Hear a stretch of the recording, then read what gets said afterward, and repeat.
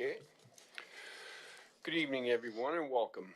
I'll now call this regular council meeting of the town of Drumheller to order at 4:30.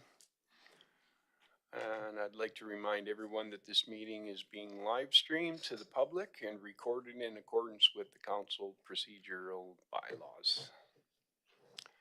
Do we have any announcements here today from council for this evening? Councillor Zawitsky. Yeah, thank you, Your Worship. I'd like to just thank and congratulate all the people who are involved in the Festival of Lights downtown Drumheller. Very well attended, and huge thank you to the volunteer committee that does an awful lot of work to set that up, and they start planning on it in the summer. Also, a huge kudos to the Public Works Department for all the work that they did in setting it up and taking it down. I actually walked downtown Sunday morning, spotless. You would never know it was there. So great big thank you to everyone that worked on that. It was very successful. Thank you. Anyone else? Any other announcements? Councillor McNeil. Yes, thank you. Just a reminder for the community that this weekend, it will be December 5th and 6th. The Atlas Coal Mine and the East Cooley School Museum are hosting Christmas in the Cooley. So this is a great chance to bring down the whole family to see some beautiful Christmas lights at the Atlas Coal Mine and other activities, ride the train, and then head over to the school museum to warm up. So tickets are available online, or folks can then just purchase them at the site. In addition, the following weekend, December 12th and 13th, the Christmas in the Cooley is also taking place. Thank you, Councillor McNeil. Anybody else? Councillor Hanson.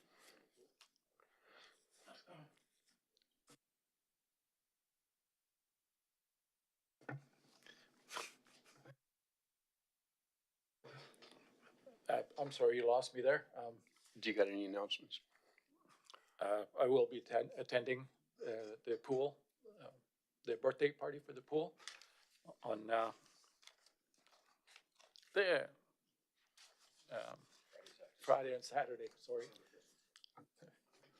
Okay, their 50th anniversary is Friday and Saturday.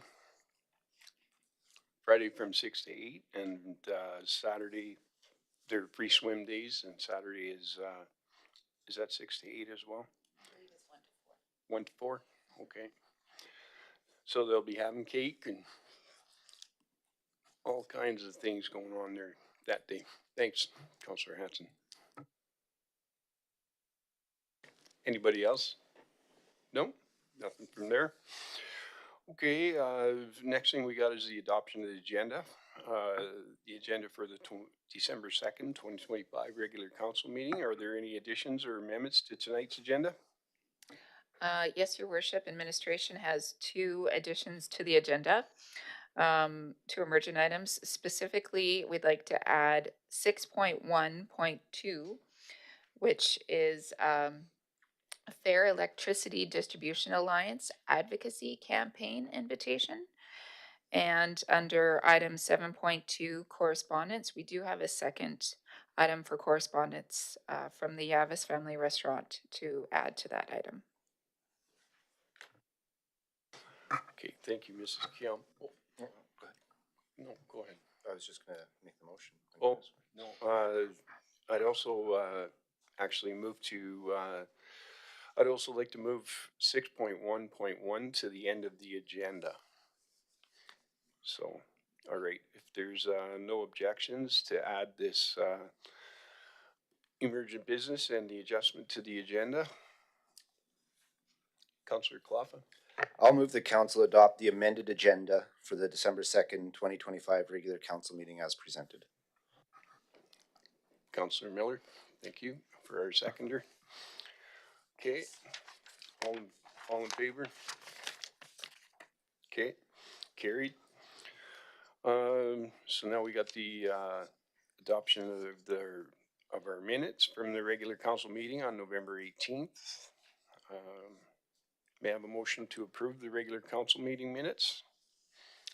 Councillor Hardy, I move that council approves the minutes for the November 18th regular council meeting as presented. thank you. Councillor Miller, all in favor? Okay, carried. All right, now we have council boards and committees. So the Drum Valley Sports Committee, there's July 23rd, 2025 regular meeting minutes. And these minutes are for information only. May I have a motion to accept the minutes from the Dinosaur Valley Sports Committee? Councillor Miller, I move that council accepts the Drumheller Valley Sports Committee meeting minutes for the July 23rd, 2025 regular meeting as information. thank you, Councillor Miller. Can I have a seconder? Councillor Hardy, thank you. All in favor? Okay, carried. Now we have reports from administration, our CAO.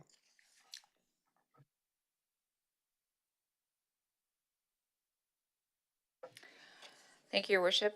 So we're going to move to 6.2.1 on the Fisheries and Oceans Planting Program Revegetation Tender Award. So I'd like to ask Dagan to come forward, please.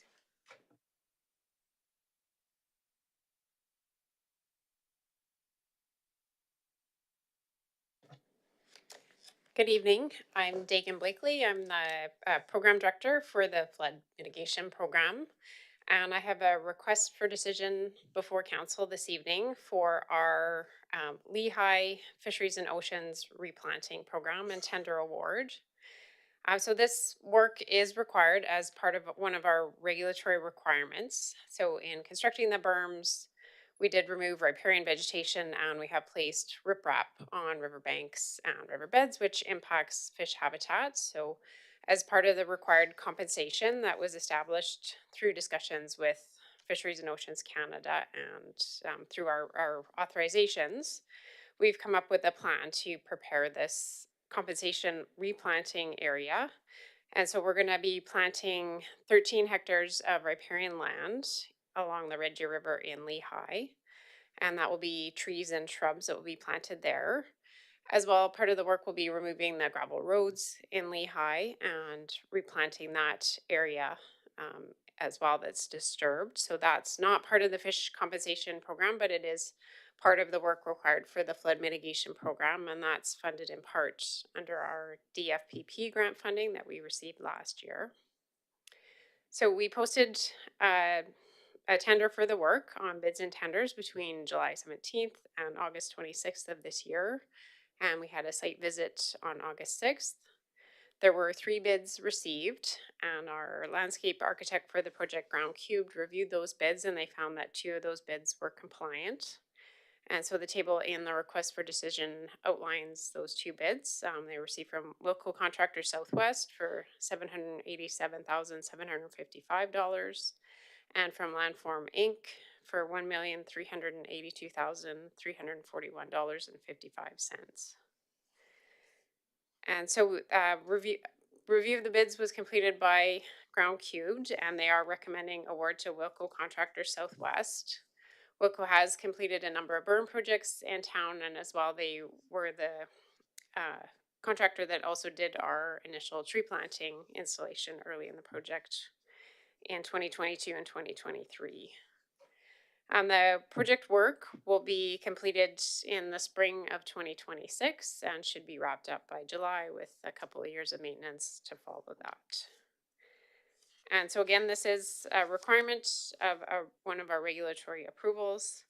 In addition to doing the tree planting, we're also doing what's called an eDNA study. So it's completing some sampling of water and materials in the Rosebud River to help assess what species of fish are using that area, and that helps to fill a knowledge gap that the province has.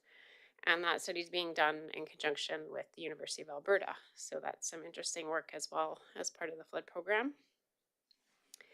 We previously did do some fish habitat offsetting work as well near the town's raw water pond, where we fenced off some riverbank area and kept cattle out of that area, and then replanted willows and allowed that area to revegetate. So we do have sufficient budget under the flood program to cover the costs of this work, and including the consultant fees, we're estimating the total cost to be $837,775. And as I mentioned, some of that will be funded by the current DFPP grant for Lehigh reclamation, and the remainder will be funded by flood program money, and then the grant funding that we recently received news about, the Federation of Canadian Municipalities for tree and vegetation planting.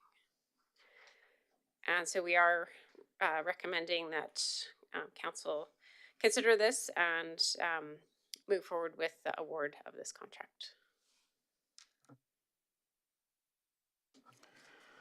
Thank you, Mrs. Blakely. May I have a motion, please? Councillor Claffa. I'll move the council award the program revegetation tender to Wilco Contractors Southwest Inc. in the amount of $787,775 excluding GST. Thank you, Councillor Claffa. Can I have a seconder? Councillor McNeil. Thank you. Any questions from council? Councillor Zaritsky. I don't want to be difficult, but I fail to see the logic on planting a whole bunch of trees in the Lehigh area. Now, I guess it's mandated. I guess we have to do it. I guess that's the law, whatever. But I mean, I'm thinking logically and reasonably, if we just left that area, I mean, in 20 years, it would revegetate, reforest itself in the natural habitat.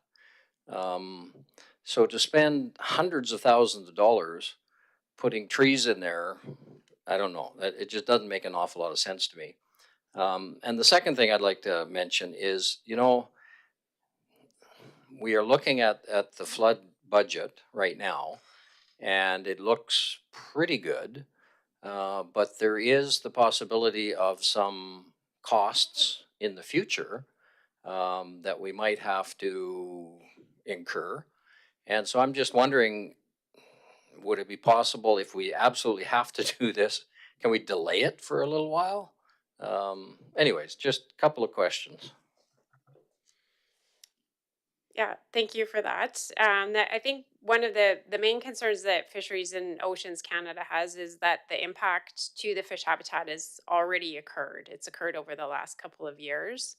And so the program has essentially done harm to fish habitat. And if we do wait for a 20-year period for the vegetation to occur naturally, there's that time period where the fish habitat has been degraded. And so they want us to really jumpstart and move forward and do all that we can to get the fish habitat back to the same level it was, considering the valley as a whole, as soon as possible. So that's the urgency for doing this in the coming year. And I guess in terms of the overall flood program budget, that potentially our expropriations might cost additional funds above the current budget. That's, I guess, remains to be seen as the hearings proceed. But this is important work that we have to do, and it is a regulatory requirement. So DFO has actually had the town set aside some funds in a letter of credit, and if we don't do it, they'll do it for us, and they'll use that letter of credit. Thank you for the explanation there, Mrs. Blakely. Councillor Miller. So, I'm not quite following because Councillor Zariski, I believe, was asking more about, if I'm correct, like the trees that are more inland, not where the fish are swimming, but more inland. And there's also here the where is it? The project also includes removal and vegetation and revegetation of the existing gravel road, so that's quite far from the river. Is that something that we could maybe put off, or is that also mandated that we do it right now? Go ahead. Thank you for that question. So, yeah, I guess you're correct. There is a separate part, which is part of reclamation, but we did receive separate funding specifically for that work above and beyond the flood program budgets. So, we do need to use that budget specifically for that purpose. We can't use it for anything else. Councillor McNeil, thank you. I was thinking about in total, like I've been involved in my previous career with a number of tree plantings on reclaimed mine land. And I realized that another portion of this work is reclaiming where the roads were. But I just look at the total cost and I'm quite like astonished at how much this is going to cost for that work. Um, and so I guess the one thought that I had is I was pleased to see that there's a cost saving that could be achieved in terms of potentially then not having to transport topsoil. I do recall reading that with the road reclamation work. Um, the other consideration I have in terms of tree planting is I often think that this is work that could be done by students or youth, young people. And we know that in Canada right now, there's a significant number of youth that are not employed. And this would be a terrific employment opportunity. So I'm wondering if there could be a provision made in the contract to employ youth. That's a suggestion that I have as well. But at any rate, I just wanted to share those concerns. Thank you, Councillor McNeil. Point of information. I believe the correct amount is 787, 755, and it was stated the correct amount is 787, 775. I just wanted to confirm that 755 is the correct amount on that motion. I had 755, and I believe that's what I had said, but yeah. Okay, perfect. Then we're okay to proceed with the motion. Okay. Would there be any opportunity for that? We can Mrs. certainly Blakely? speak with the preferred contractor, Wilco Contractors Southwest. They have also in the past been good about recruiting folks from in the valley to participate in their program and their planting. And you are right as well. The provisional items don't necessarily need to be completed, so we might not need to end up bringing in topsoil. And if we have a rainy spring and summer next year, we might not need to do the irrigation as well. So there could be some cost savings there. We just like to plan for the worst case and then approve that level of budget and then just spend what we need to depending on the situation on site. Thank you, Mrs. Blakely. Councillor Kalafa? I'm just curious, how is the compensation sort of calculated for this type of work? Is it based on, you know, the total amount of the actual project, or is it, you know, just based on the amount of loss and you know, how do they balance out, I guess? So you're talking about how is the fish habitat compensation requirement? So it's typically the footprint area that they look at, and they do separate what's below a 1 and 2 year flood, or what part of the river normally gets wet where there's no vegetation growing, and then what's above that level. And so what's in stream or below the 1 and 2 year flood or the bank full level, they have us compensate on a 2-to-1 basis. So for every 1 square meter, we have to provide 2 square meters of other fish habitat. And that's because the stuff in the river is really where the fish are using, and that's a good quality habitat. And by replacing some trees on the bank, it's perhaps not as good or not as effective at providing that habitat for the fish. So that's why we have to provide double there. And then for any of the upland habitat, it's 1-to-1 basis because we're replacing with something very similar. And just my question sort of comes from just the study that's being done and how that actually plays into it. I think it's really interesting that we're able to do that. And yeah. Okay, thank you. Thank you, Councillor Kalafa and Mrs. Blakely. Any further, Councillor Miller? Yeah, I'm also wondering what is the projected success rate for the revegetation project? Because I heard for a previous revegetation tree planting project that went on in the valley a little while ago that the projected success rate was it was good if 1 out of 10 trees survived, and to me that's pretty bad odds. I would hope that the projected success rate for this one would be a lot better. Yeah, I don't know the project specifications off the top of my head, but typically we do like to see about an 80% success rate to get the credit that we want from Fisheries and Oceans Canada. And that's also why we have the 2-year warranty period. So any trees that don't survive in the first 2 years, the contractor does need to come back in and replace those. So I can check the specifications though and let you know what the specified success rate is there. Okay, thank you, Mrs. Blakely. Councillor McNeil? Thank you. Just one other question. I'm wondering then, when is it planned that DFO would come and do the assessment? So what we've seen on the other habitat projects and other projects in the area is that we need to prepare an annual report with photographs and have an engineer or a specialist assess how the project has gone. And then they will do spot checks. So they've done a couple so far on the program where they don't announce it. They just call us a week ahead and then they'll come out and do an inspection and tour of the areas. So we don't know if they will come this year or next year, but it's likely sometime in the growing season they will stop out and have a look. Thank you. And I also just want to confirm, this would only be then on the north shore of the river, on the Lehigh side? Yeah, that's correct. Okay, thank you. Thank you, Mrs. Blakely.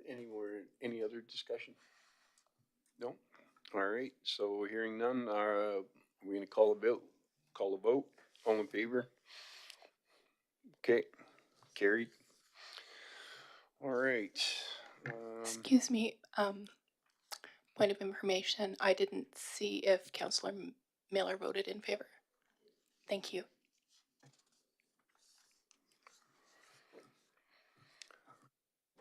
Okay, now we got correspondence, Drumheller Outreach School. We'll move on to 7.1. That's correspondence from Drumheller Outreach. I'm sorry, Your Worship. I actually made an error by jumping right into flood first. I forgot about my additional item, which I had asked for to be added to the agenda. Is the Fair Electricity Distribution Alliance Advocacy Campaign invitation. Is Your Worship okay if we cover that one off first before we do correspondence? Sure, yep. Let's do that, everybody. Thank you. Okay, so just a bit of history on this one. So beginning in 2019, Council has supported resolutions brought forward to Alberta municipalities expressing a need for equalized rates for electricity distribution and transmission charges across the province of Alberta. At the Alberta Muni's Spring 2024 Municipal Leaders Caucus, the minister had mentioned that they were looking at ways to address distribution and transmission charges. However, there were no concrete steps either committed to or taken to point at this point. At the November 2025 Alberta Municipalities Conference, the town of Drumheller did second the City of Grand Prairie's electricity distribution cost resolution, which called on the government of Alberta to enact equitable cost sharing for electricity distribution charges across the province. Following this resolution, the City of Grand Prairie has sent out correspondence to us and is now seeking to form a unified advocacy group called the Fair Electricity Distribution Alliance to advocate for the legislative or regulatory changes that will result in equitable distribution rates. So this alliance is intended to act as a unified advocacy group, which will encourage the province to implement these regulatory tools required to equalize these costs.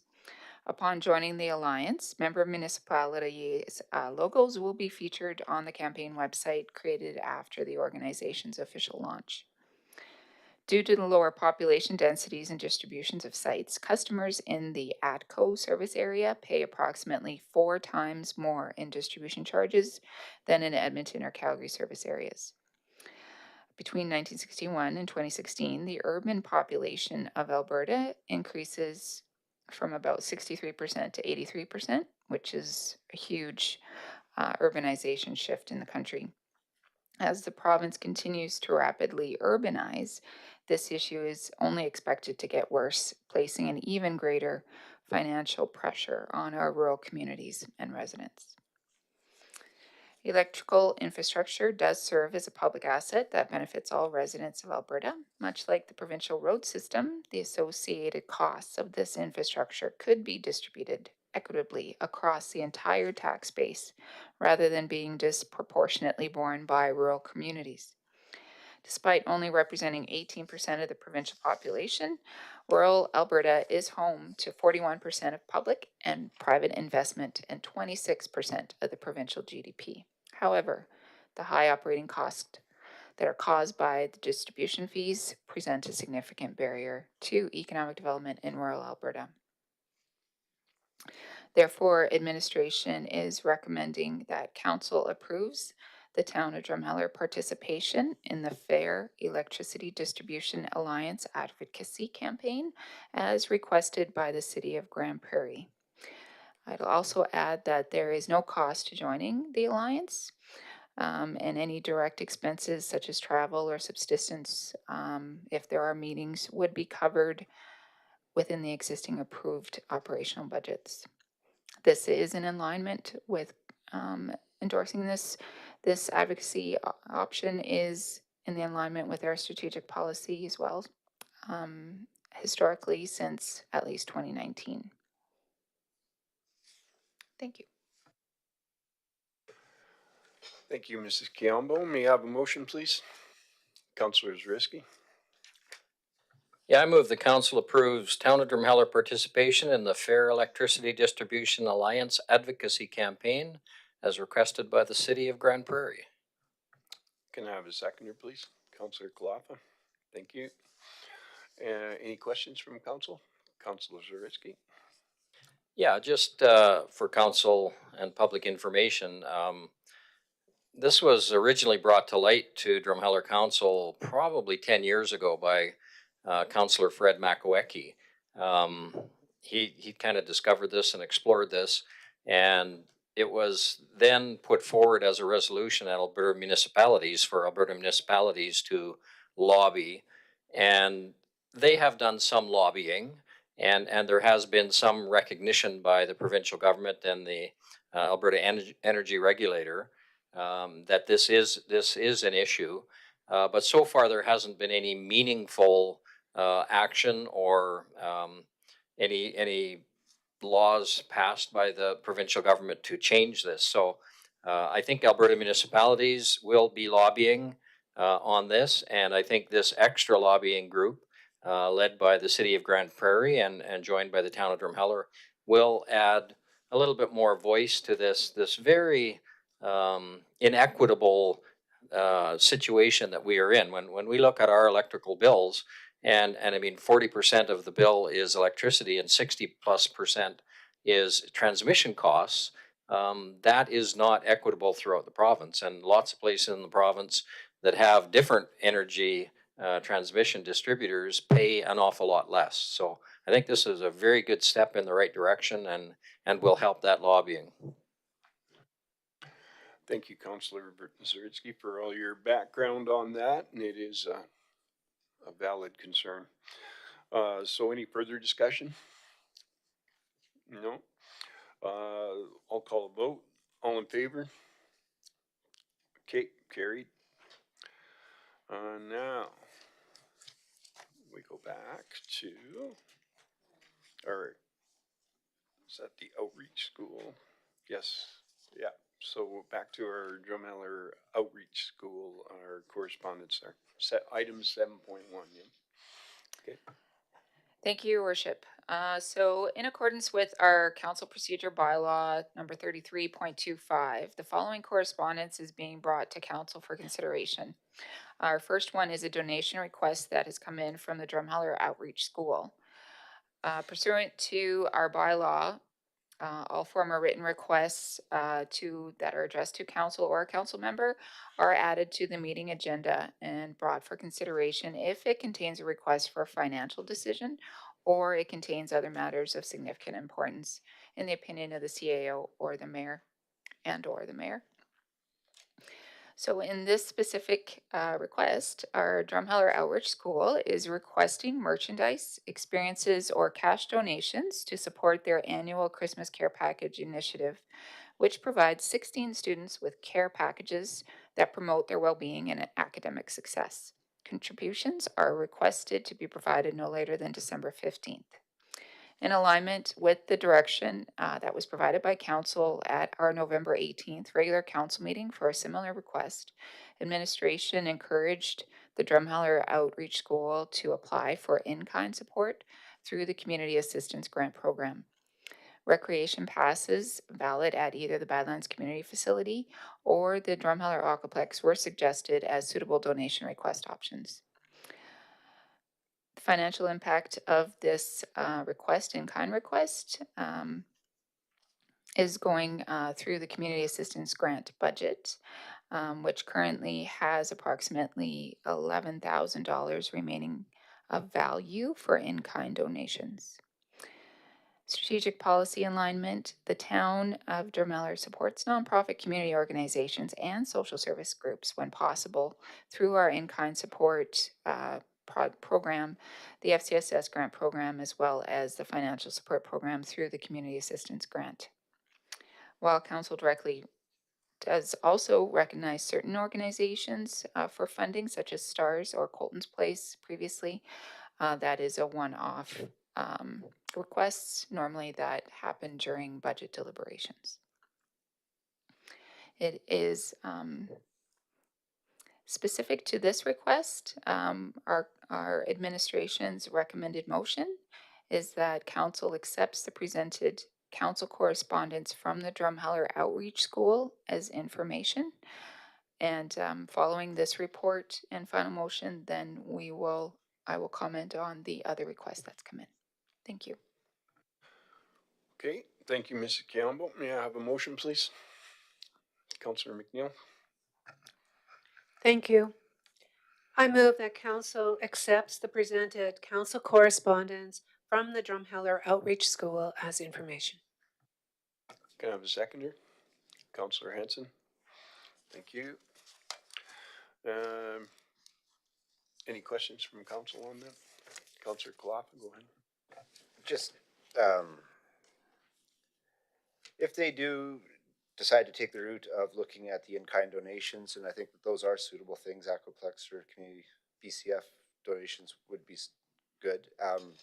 Just how long does it take? Are they well within being able to do that by their December 15th deadline? Do we know that, or how long does it take for us to actually process them in-house? Thank you, Councillor. Through the chair, it normally takes us about a week, if that. All depends on the type of in-kind service or request. Any other questions? No? Okay, I'll call the vote. All in favor? Okay, we're all carried. All right, and then we have 7.2, which is Yavis Family Restaurant donation request. Yes. That's the next one. Thank you, Worship. So our second council correspondence item is also a donation request, which has been received from the Yavis Family Restaurant. They are requesting financial donations or gifts and non-perishable food items for their annual free Christmas dinner on December 25th. The dinner is open to everyone who would otherwise be alone or in need on Christmas Day. Contributions are requested to be provided no later than December 25th. Again, in alignment with our direction previously from council, administration would normally encourage the Avis Family Restaurant to apply for support through the Community Assistant Grant Program. However, our financial allocations are maximized for 2025. Therefore, the town does not have a suitable item to offer for in-kind support either.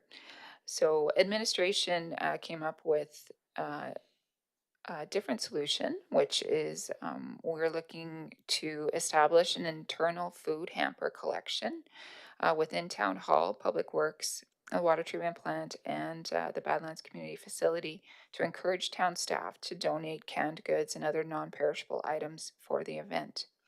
The collected items will then be delivered to the food bank on behalf of the Avis Family Restaurant to support their initiative. As there will be no application submitted to the Community Assistant Grant, the sole financial impact will involve staff time just to organize the food hamper collection and deliver the items to the food bank. Strategic policy alignment, the town does support, again, our nonprofit community organizations and social service groups where we can through in-kind support and our financial support of our grant programs. Administration's recommended action is that council accepts the presented council correspondence from the Avis Family Restaurant as information. All right, thank you, Mrs. Campbell. May I have a motion, please? Councillor Jersky. I move that council accepts the presented council correspondence from the Avis Family Restaurant as information. Got a seconder? Councillor Miller. Any questions from council? We're all good? Okay, I'll call a vote. All in favor? All carried? Okay, that's carried. All right. So now we go back to over here, our 6.1. So then this is our, excuse me, back to 6.1.1, which is our 2026 proposed operating budget and 5-year capital improvement plan deliberations. I guess we're going to, no. Yeah, we'll make a motion. Okay, Councillor Kalapa. I move the council lifts from the table the budget deliberation discussion from November 26, 2025 regular council meeting. Can I have a seconder? Councillor McNeil. Any, all in favor then? Okay. Thank you. Carried. Now we'll hear a report from Mrs. Campbell. Thank you, Worship. I am actually going to pass it to Greg Town, our finance manager, to continue our deliberations.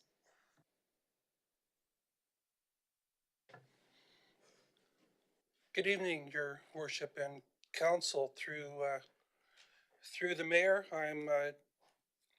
there we go. I'm glad to come back and present our ongoing budget deliberations. I presented some information just to refamiliarize ourselves where we are in the process, plus for the viewing audience, for them to get a sense of where we are in the process. And then we're going to jump right into deliberations as we continue moving on through our, through our deliberation items. So, there we go. So in terms of a really brief budget overview, the proposed consolidated budget that we've talked about, as it stands right now, shows revenues of $31.35 million. That's for the general water and wastewater activities of the town. Expenses right now, again, proposed expenses are $32.23 million, for a difference or a potential budget shortfall of $879,662. That's fairly well distributed between the three funds. So about a third general fund, third water, third sewer. Not quite those ratios, but That's kind of a reasonable way of how it's splitting out right now. And this is before we've made any changes to our revenues. So we haven't affected tax rates, we haven't affected water rates or wastewater rates to start to balance the budget. We'll work on the other side, determine which expenses will be there, and then adjust revenues to be the balancer. And council has the opportunity to affect these changes and reduce the shortfall. So these are all the proposed items that we've talked about. So these are service level initiatives that council has the option to say yes or no to.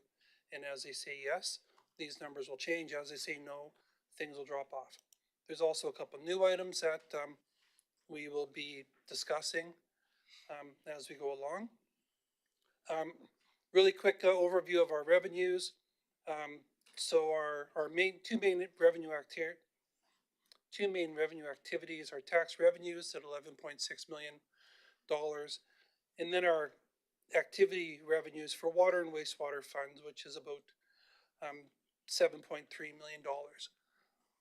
Those two items are over 50% of our budget in terms of revenues.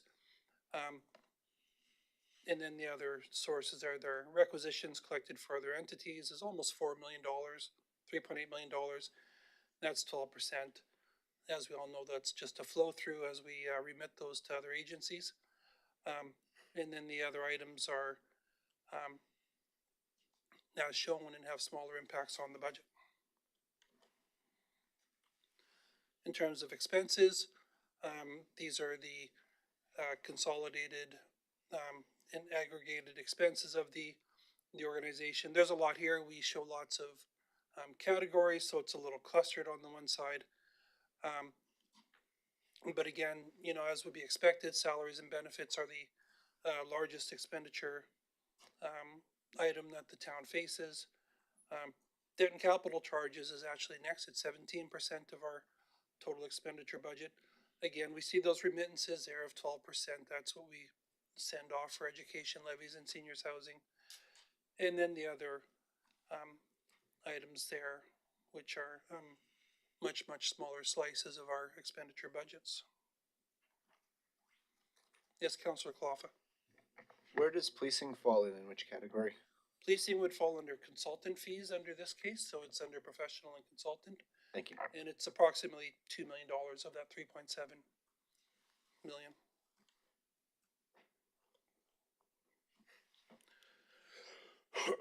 So I talked about the consolidated numbers at first. This is the breakdown of which funds they affect. So I said right now our budget shortfall, or at least the budget shortfall that we presented within the document that we have, was $879,662. Broken down by fund, for the general fund, it's a shortfall of about $325,000, water $336,000, and wastewater $218,000.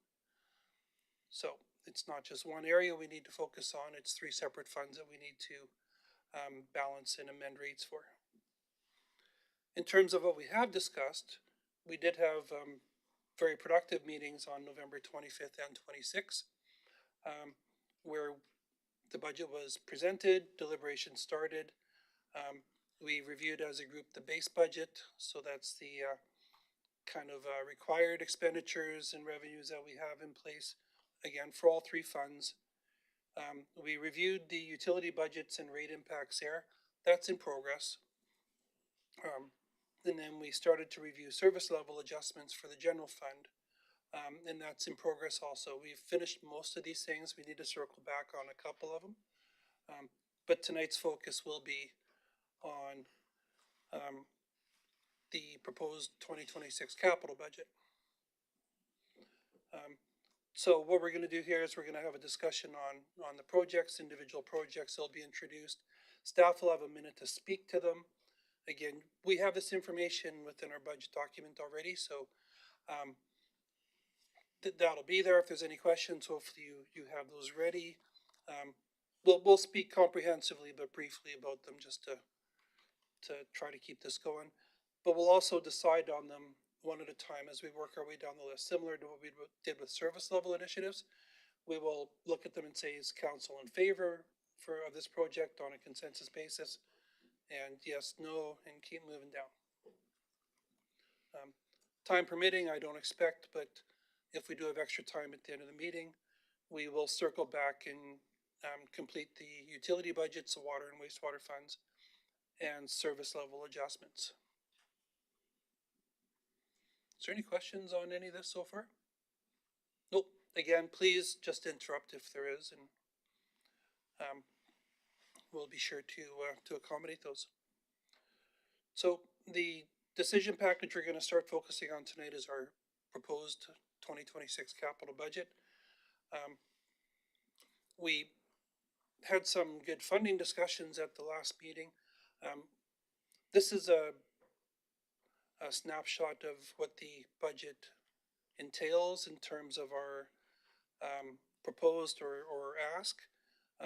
It does include 53 projects totaling $8,065,000, so just under $8.1 million. The way that it's been proposed to council is this capital plan could be funded without depleting our reserve balances or using debt at this time. Again, we had a really good debt discussion last meeting.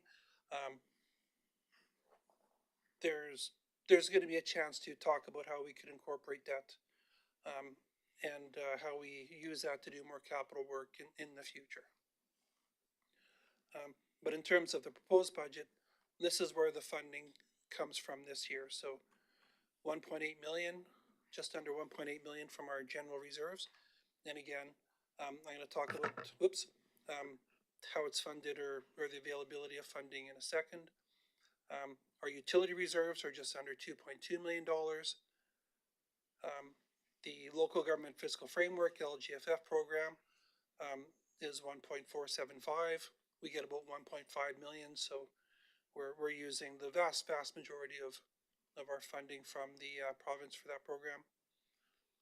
Other provincial funding, and again, this is conditional. We're not going to move forward on projects unless we absolutely receive that money. This is specifically for the Hoodoo's parking lot, which is entirely grant funded of $2 million. The CCBF, Canada Community Building Fund, which is the old gas tax fund, $500,000. That's pretty well our full allocation from the federal government. And then other federal funding of $115,000 makes up the total of the funding for the proposed budget. So we're going to flip back, or we're going to flip over to the deliberation spreadsheet that we've been using that shows our the impact of our changes in real time.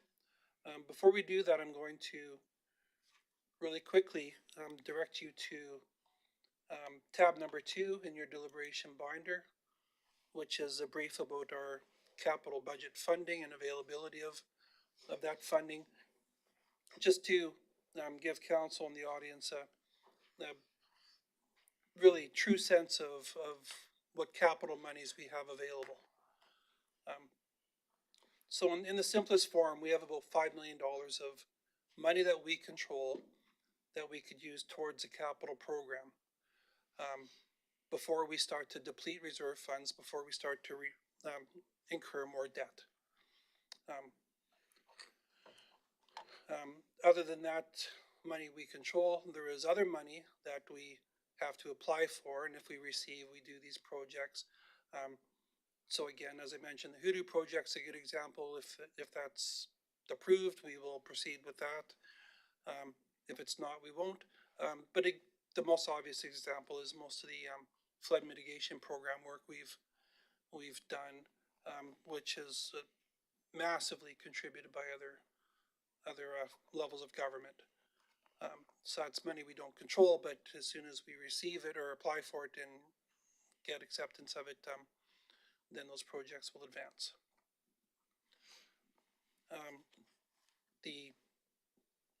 So basically, long story short, if we exceed more than 5 million in capital projects, then that starts to affect other parts of our balance sheet or our position, for lack of a better word, by depleting reserves or using more debt. The town does have about $10 million of debt right now, and it pays off about, I want to say $600,000 a year, might be a little off on that. So if the town started to incur $500,000 in debt a year, that wouldn't increase our overall amount because that's about how much we're dropping at in any 1 year. So incorporating debt on a staged approach is definitely a strategy. Or there's other strategies where you might do a larger lump sum and try to do a whole bunch of more projects in 1 year, wait a couple of years and incur more debt and try to do that. That's traditionally what towns do. They don't use debt every year. They'll kind of wait for like a bigger project to come up and do it. Examples for us is like the BCF, water treatment plant upgrades, kind of the bigger things that if we tapped into our funds reserves would be kind of harmful for our bottom line. So, Greg, yes. just a question, paying off 600,000 a year, are we treading water, or are we actually getting into the, are we paying some of it down, or how's it go? Yes, we're absolutely paying our debt down. I'm going to flip to another sheet now that does show our debt levels. So this right here is I'm going to zoom in a little bit. This is page 54 of the budget book. This does show our long-term debt, and it will go up to 10 million by the end of the year. I was actually a bit low. Looks like it's going down by about 900,000 a year.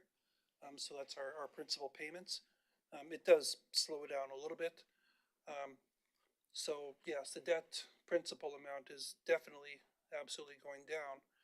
In terms of our threshold or ability to use projector, what our debt levels are compared to the provincial maximums that they set for towns. So there's a formula that they show where they don't want your debt to exceed 1.25% or 1.25 times your revenues. We're significantly below that. In 2025, our $10 million principal amount compared to about our $37 million in debt capacity, we're less than 30% of what the province considers a maximum amount. What we consider maximum or reasonable might be a bit different. Again, the town does have policy on the books saying we will not exceed 60% of their level.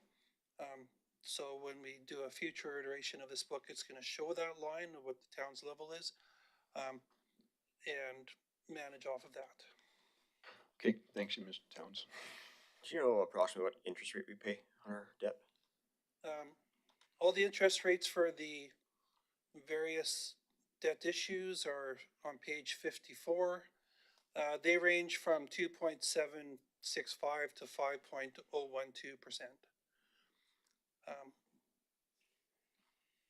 Yep. So again, municipal debt is a little different than what consumer debt would be. It's fully done through the province. They fund it for us. They actually don't incur the debt. We just borrow from them. They deal with it internally. And by doing that, we receive favorable, but somewhat close to market rates at the time. They don't want to screw themselves too bad, and but they're giving municipals a little bit of a deal. Councillor Zawitsky. What would be the approximate rate today if we wanted to borrow approximately? The $5 million one that we're borrowing, I believe the rate, I just did the paperwork and the schedules for this. I do think it's 2.75. It'd be sub 3% right now at prevailing rates. 8 months ago, it would have been closer to 3.5 or 4%. So it does fluctuate, and it does follow the Bank of Canada prevailing rates for borrowing. So, but it does, right now it's a very reasonable rate compared to historical numbers, because most of the amounts we have are in the fours. Thanks, Mr. Towns. It's good to have that information.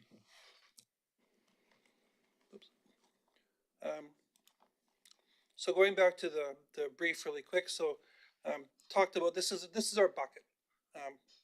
and I don't want to hammer too hard, but I do want to emphasize, you know, if we do exceed our bucket, then, you know, we need to figure out how we're going to deal with that, either through debt or borrow from reserves, but repay the reserves. If we use debt, we have to pay interest payments in the first year. So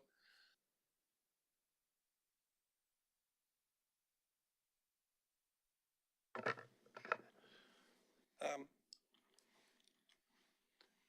and then this year, we also have the added benefit of, we reported in our Q3 financial report, the town's looking at a projected surplus of about $860,000 based on a whole bunch of revenue and expenditure factors throughout the year. We're applying that towards this upcoming capital program. So it doesn't go into a reserve and stay there. It's going into a reserve, but immediately being applied to our 2026 capital program to do a bit more work. So instead of our $5 million bucket this year, we're looking at closer to 5.9 million in terms of available capital funding. Okay. Just really quickly, going back to our deliberation spreadsheet. This is our virtual tax bill, so this is based on the decisions to date. Doesn't include water and wastewater. We'll circle back to those. But right now we're showing a 1.87 revenue increase, so we'd have to increase our tax revenues by 1.87%. That equates to an average tax bill of 1.87, depending on where you land on assessment changes compared to your neighbors, but that would be the average for the town. At a property assessed at 281,000, that last year's rates, municipal taxes would be 2372. For this year, it's projected to be 2416, which is a change of $44. So again, within inflationary numbers, $3.70 different per month. But we do have a couple more decision items coming up that will affect those numbers. So now we're going to, jump right into our capital projects and start to get council's approval or concurrence on these items. I don't know if there's a benefit, actually I'll throw this to the CAO.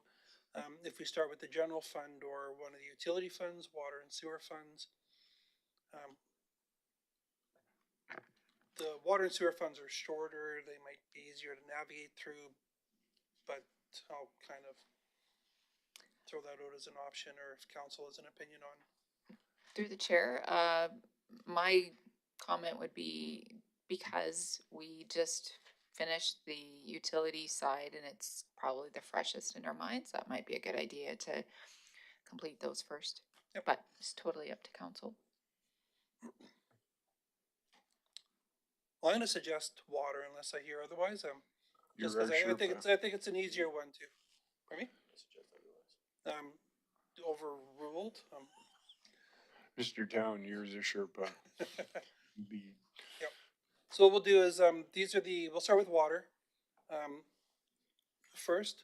I will show you though, again, there is some flexibility to this. So you've received information on air quality monitoring. It's tab number 12, I believe, in your deliberation binder, and it's come up on the Newcastle odor. So Director Jared has put together some information on potential costs and optionalities if council wanted to consider that. If it's approved, or whatever amount, we'll talk about the funding and funding impacts of that. So it's been identified on our list, so we have it here as an item. There's no amount yet, and we'll have that talk when we get there. That's a sewer item. We'll do that in the next group. But we're going to circle back to our water projects. So I'll let the director speak to them. I'll show again the same information from the budget book here. so we could all see it on the screen. To these projects, the water projects will be a little further into the budget book, and they will start, looks like 75.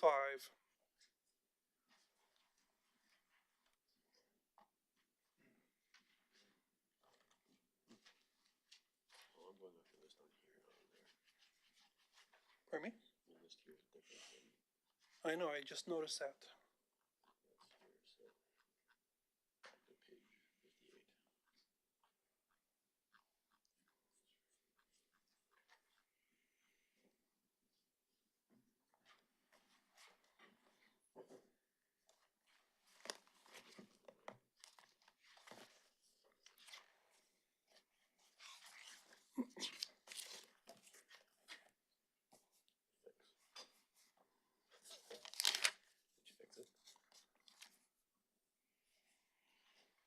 Why don't we go down to sewer? Because I know sewer should.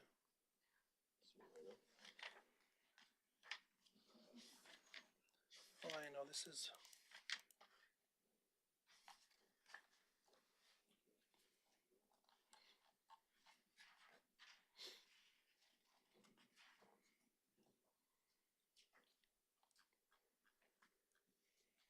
Nope, they're not in the same order.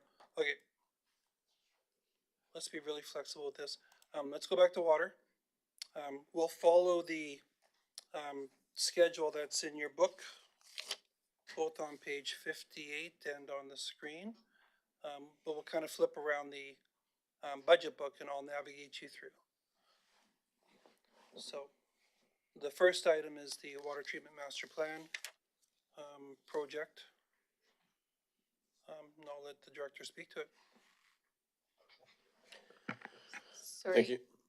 Just to interject, can you just direct council which page the description is on? Yeah, 79. Okay, thank you. Sorry.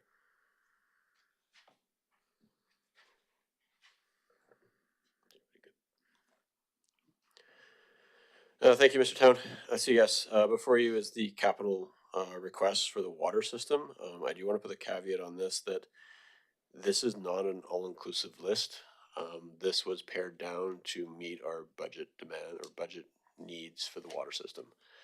So the original costs for our water system in 2026 were closer to $10 million.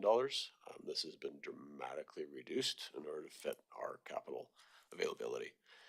So this is a list of criticality to our water system, and again is not exhaustive of things that need to be addressed with regards to our water system. So you are going to see some things in here that you may or may not recognize.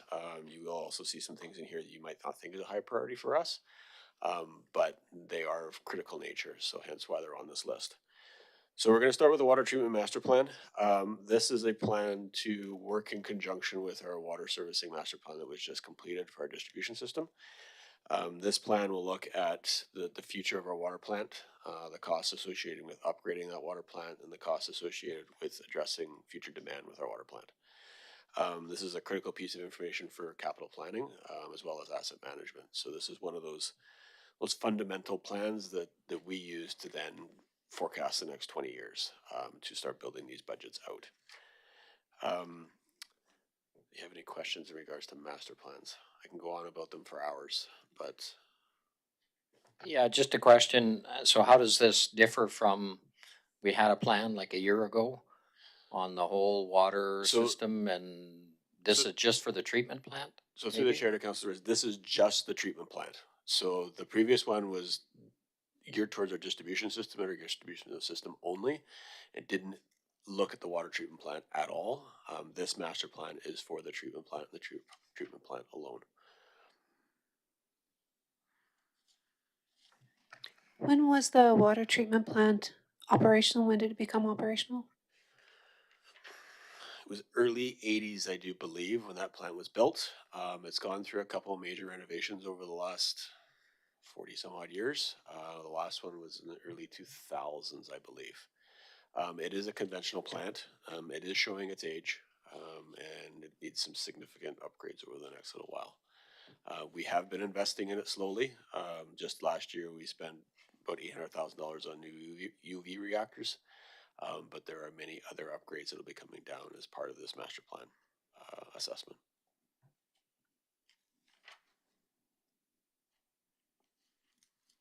Okay.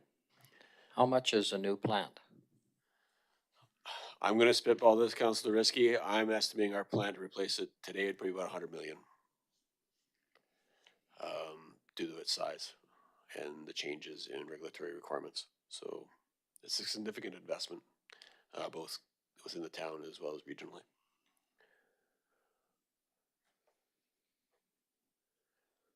Any other questions in regards to? Yes, Councillor Miller.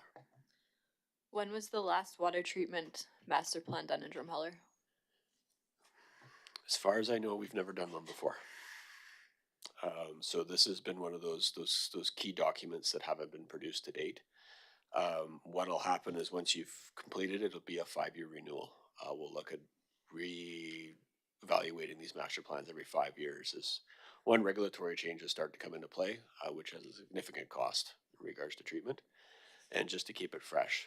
Costs now, I mean, after pre-COVID, you're looking at 140, 150% in cost increases. So that master plan renewal will then adopt our 20-year plan to then adjust for cost increases over time. Yes, Councillor Klafa. Thank you. Just because regulations often, change faster than we can make the changes for, are we still completely in compliant, or are there temporary licenses or things to make us continue? Our water plant is fully compliant in its current state. We do have some color issues on occasion, as well as some odor issues. Those odor issues are not a health concern, but they are something that we try to mitigate as best we can.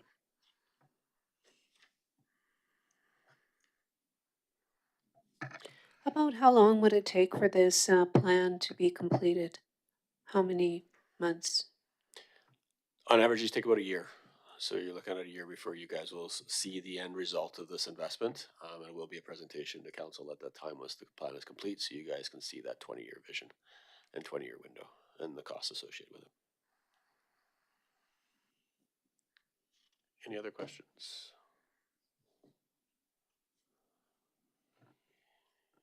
Okay, seeing nothing, again, to move through the projects, by concurrence, show of hands, those in favor of this project. Okay, majority, thank you. Next one, the reservoir feasibility study, that's on page 76 of your budget book.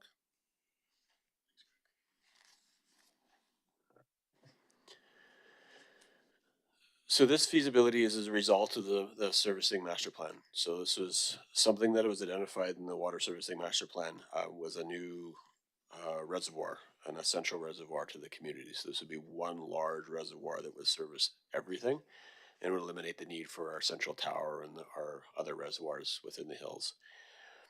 The reason why this feasibility study is coming forward is Drumheller is, of course, unique. We have topography, we have elevation change. Which is, as you can tell, unusual for most communities in Alberta because we generally live on the prairies.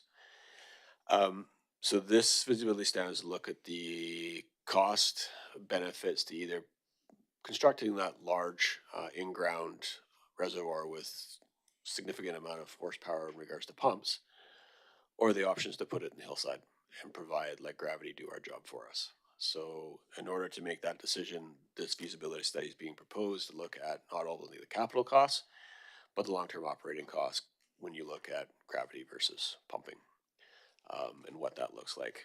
So that's the idea of this feasibility study, is to better prepare us for that significant capital expense. I believe the reservoir was estimated between 4 and 5 million.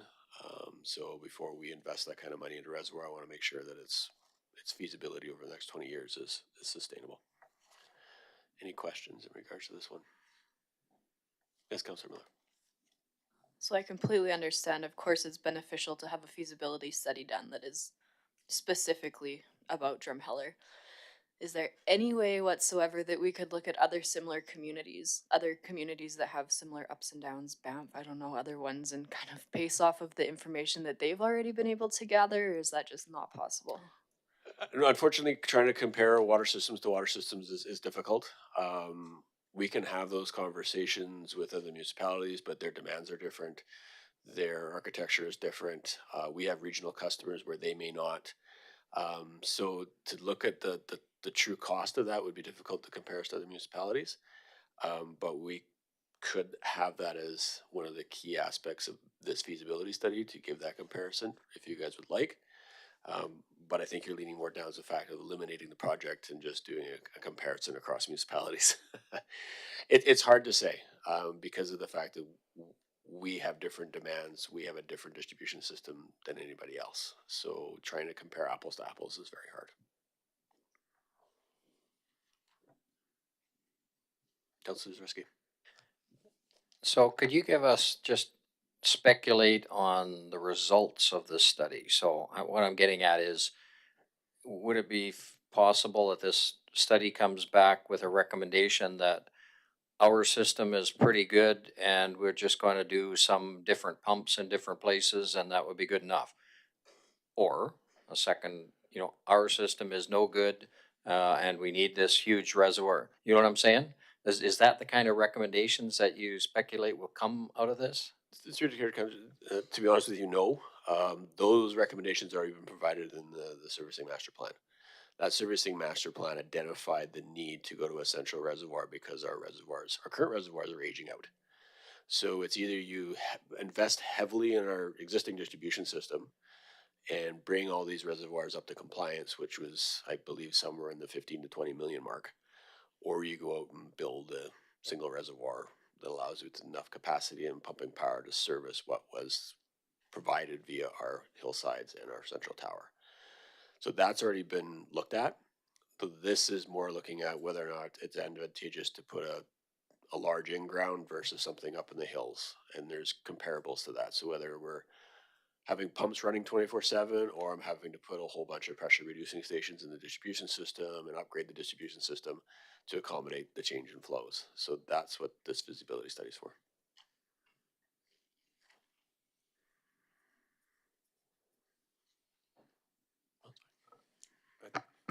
I think basically you're hearing there's a lot of money going just in studying and no nuts and bolts spot.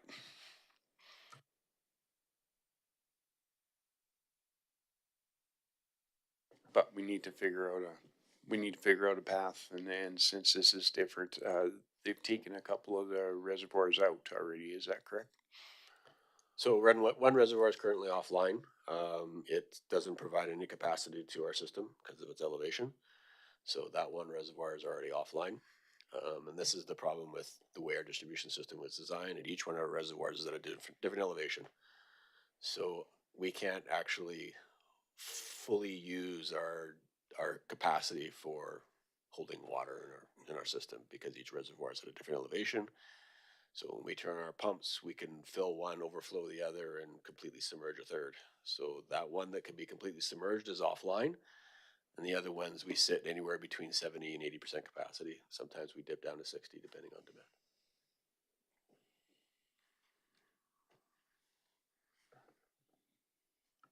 Do you got some good ideas for it already, or like I say?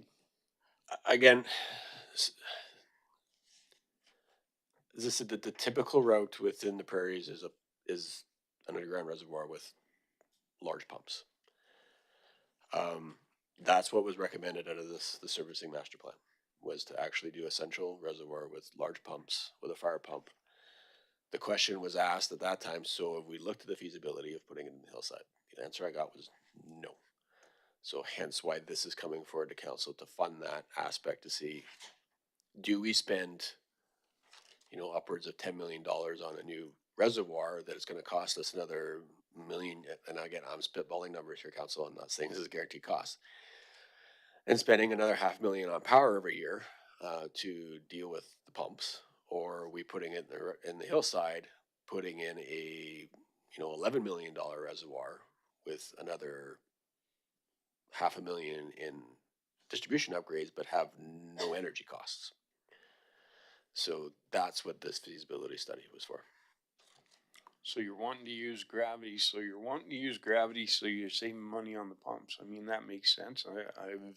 We have, it's got a lot of power in water and altitude, so do it right and you could set it up good.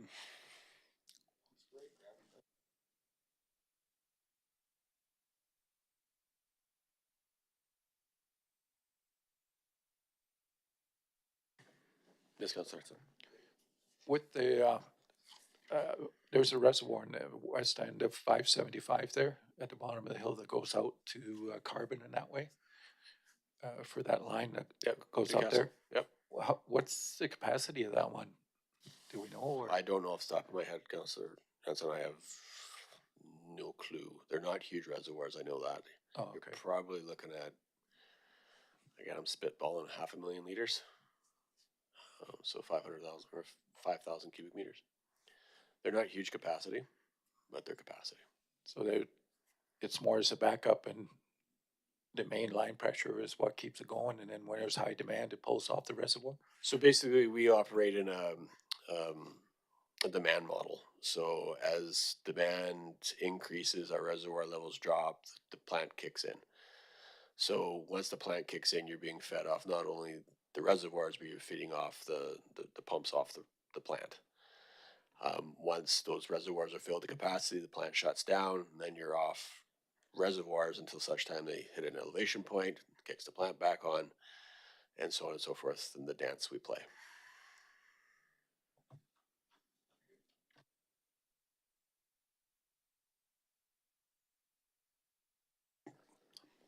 Okay, not seeing any other questions. Those in favor of this project? Okay, thank you. General engineering for water services on page 75 of your book. So this is a $25,000 ask for general engineering for just the water system alone. This would be engineering related to any capital improvements. This is those one-off concerns we have throughout the year. This may address, from a water system, we may have some concerns with our raw water reservoirs, or we might have some concerns with one of our booster stations and being able to bring a consultant in to evaluate this. The reason why you're seeing this in both the operating and the capital side is the capital side would be geared towards capital improvement. So if there's an actual physical capital improvement that needs to be done, it'll be funded via this. If it's an operational request or an operational concern, it'll be funded via the operational budget. So that's why you're seeing the two numbers. It's pretty. Any questions of council? Yes, Councillor Ziski. So this is kind of like $25,000 per year going forward every year. That's the charity. Yes. So this is a $25,000 standing item for the next. So we will hire this engineering company to kind of monitor our whole water system. No. So this could be one consultant one year and another consultant the next year. It'd be project specific and maintenance, or not maintenance, but capital specific needs. So this $25,000 would not be used, for instance, for water reservoir upgrades. We would hire a separate consultant within that capital fund to address that particular line item. This is just the ability for us to do things outside of what was identified in the capital program, just in case something goes sideways on us, just as a funding model. But generally the capital program, so for instance, the water treatment master plan would be a consultant hired for that particular activity. The reservoir feasibility study would be a consultant hired for that particular ability. The 25,000 is those things that aren't budgeted for that we need to address as a utility. Go ahead. I think this is a very good discussion. And the discussion around the whole water treatment plant and reservoirs and all that kind of stuff, because I really think Joe, resident out there, really doesn't understand the complexity and the expenses involved in turning on their tap and having water come out. I think this is really good discussion, and it's starting to, you know, I mean, this is just the tip of the iceberg, I'm assuming, is that, I mean, our whole water system is now, I think the water treatment plant was 1984 from what I can remember. The lines under the ground are 20, 30, 50, 60, 80 years old. That if people want to continue to have, turn on their tap and have nice water come out, the expectation is massive amounts of infrastructure upgrades over the next number of years.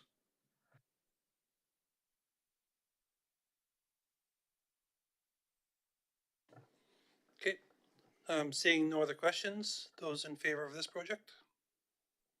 Okay, majority, thank you.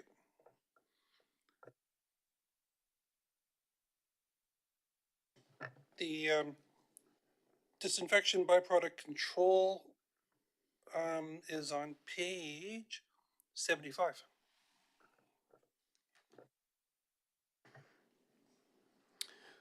So this line item is a result of a disinfection byproduct study that was conducted last year. So disinfection byproducts are the legacy items we leave in our distribution system as a result of total organic carbon. So total organic carbon is a natural occurring compound in our rivers, lakes, streams, everything. So what happens is when we treat, we can't remove 100% of it.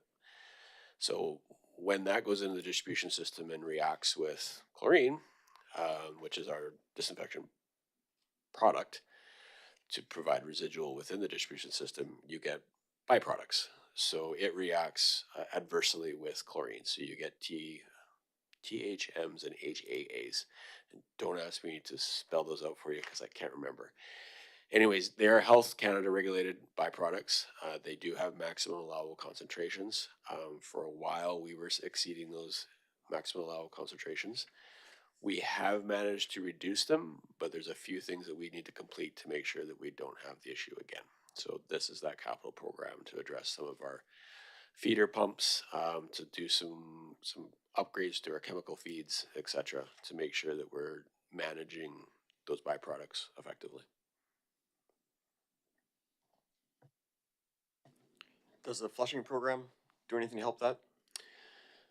From our distribution system perspective, yes. From our regional customers, no. So it's actually a greater impact to our regional customers than it is to our local community. We're looking at between 10 and 20 days of water age when you start getting out into the rural sections of the distribution system that are regional customers. And if we can't treat that effectively at our end, by the time it gets out to their end, they start to see those spikes. And that's where those concerns come from. And being the fact that we are a regional water plant, I still need to address their concerns. Is there ways to treat that at point of use as well, though?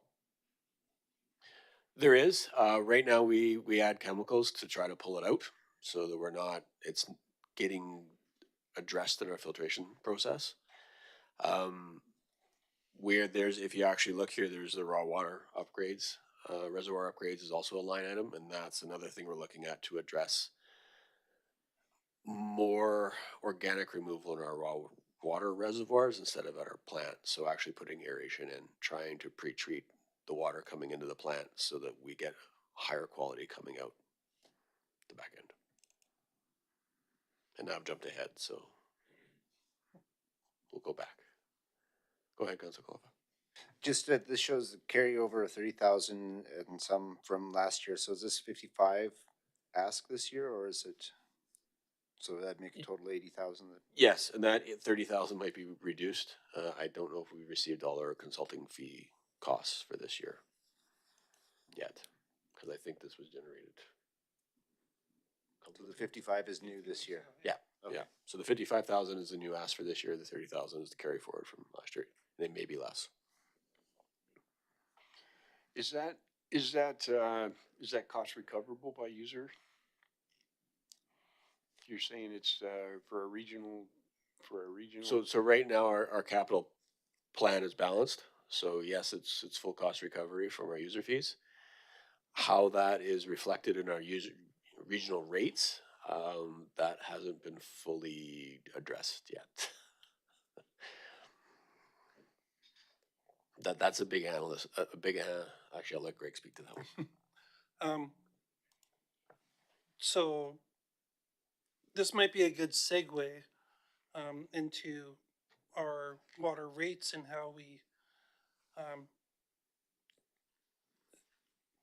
how they're produced and incurred by ourselves and our regional customers. So you received some additional information this evening on, and I'll flip it here, on utility rate information. Felt it was important to get you this information to help with decisions, and also to kind of maybe dispel some preconceived notions out there about rates and where we stand compared to other jurisdictions. So I'm going to go through this really quick. Again, if you have any questions, please ask. The first chart on, and this is in tab number 3, I asked you to put it in with the other comparable information. So right now we currently charge the rates on the first page. If you're not familiar, we do charge a flat rate or a base charge that's charged to every property based on meter size throughout town. And then we charge a consumption charge per cubic meter for water, or a disposal charge, which is 80% of that water usage coming in. We charge 80% going out as a disposal charge for sewer or wastewater.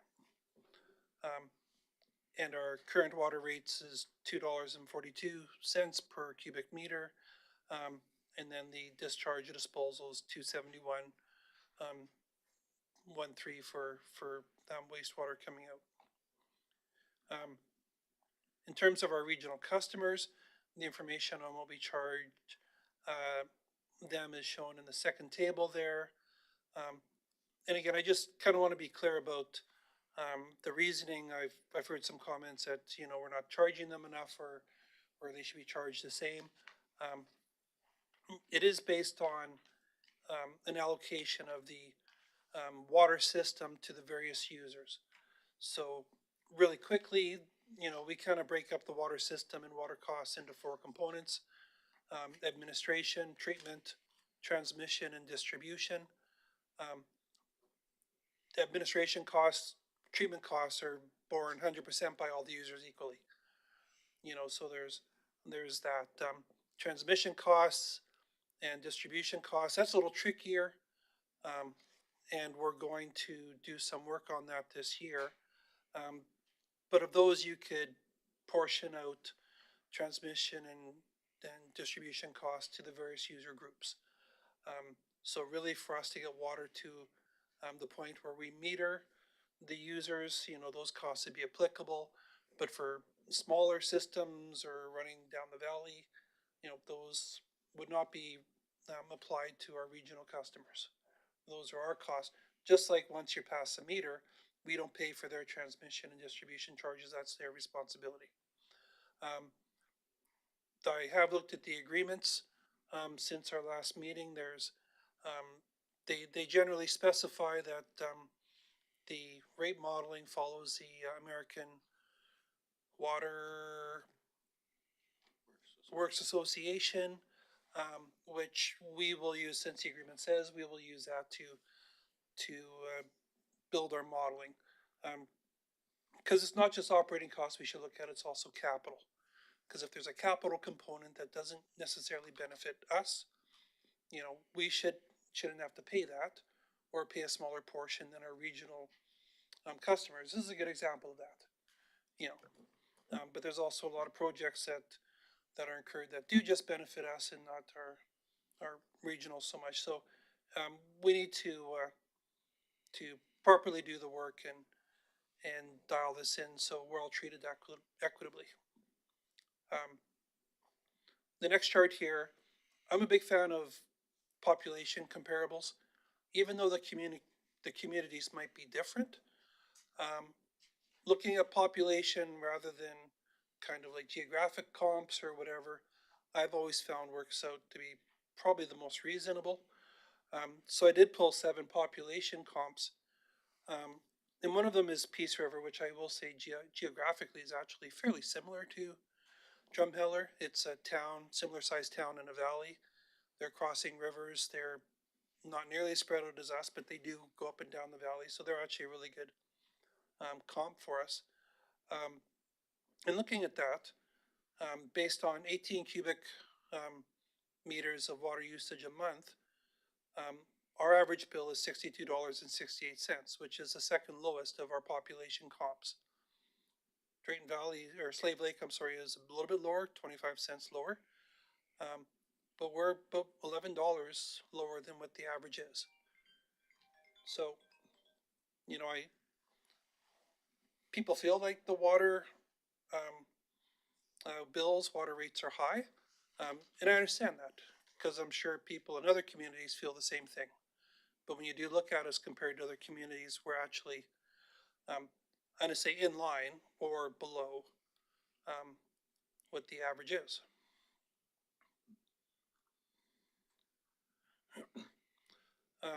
We also do the same for wastewater. Wastewater, there's a bit more fluctuation there on the amounts. Again, I think doing this in a valley is a little trickier than what other jurisdictions would have to deal with. But our average wastewater bill of $62.04 a month is a little bit less than what the average is also. So again, really in line with what other jurisdictions or places are charged. There's some rate implications here. We're going to come back to that when we start talking about the service levels. But I did want to talk about those water bill comparisons and just make council aware that, you know, when we do look at our population comps, which is probably the most reasonable group to look at, we are comparing very favorably compared to them.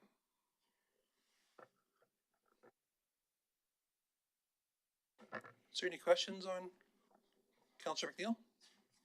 Yeah, I just wanted to inquire about the regional water customers.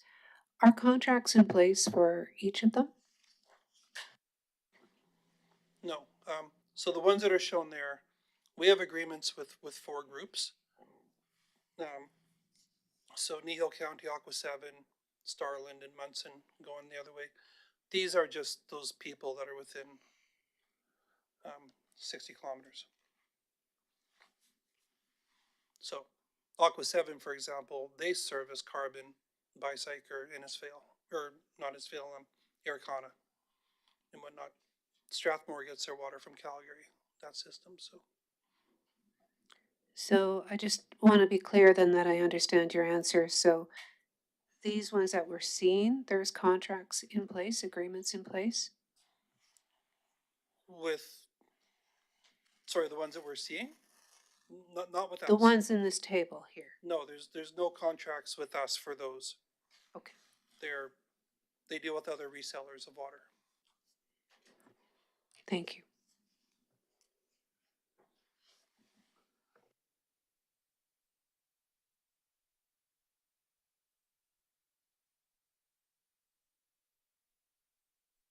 Okay, now we're gonna bounce back to the project, the disinfection byproduct control.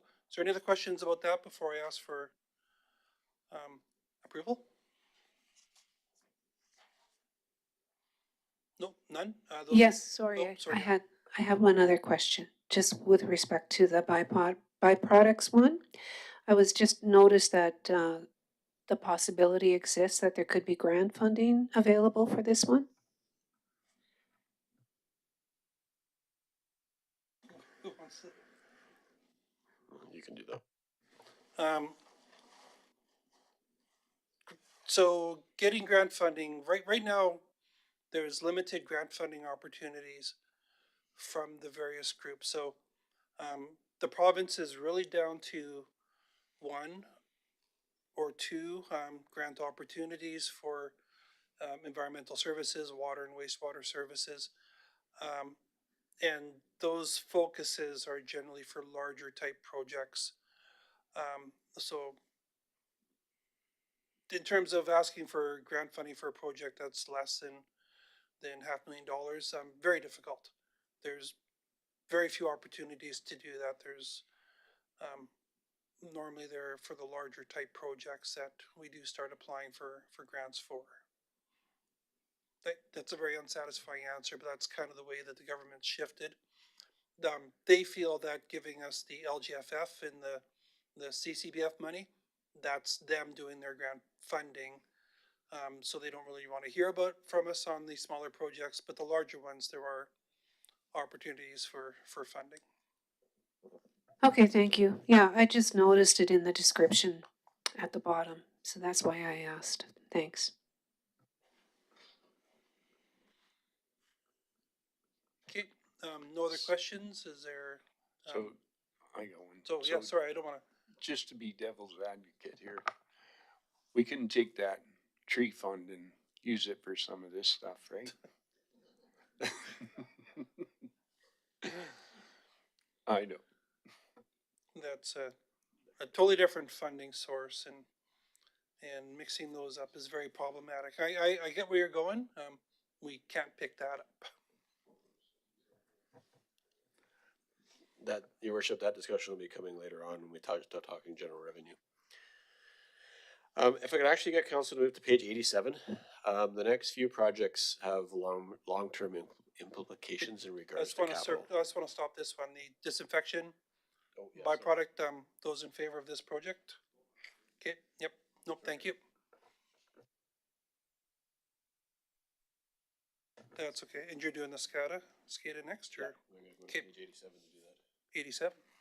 because it's long-term. Oh, okay. The information's also on page 76.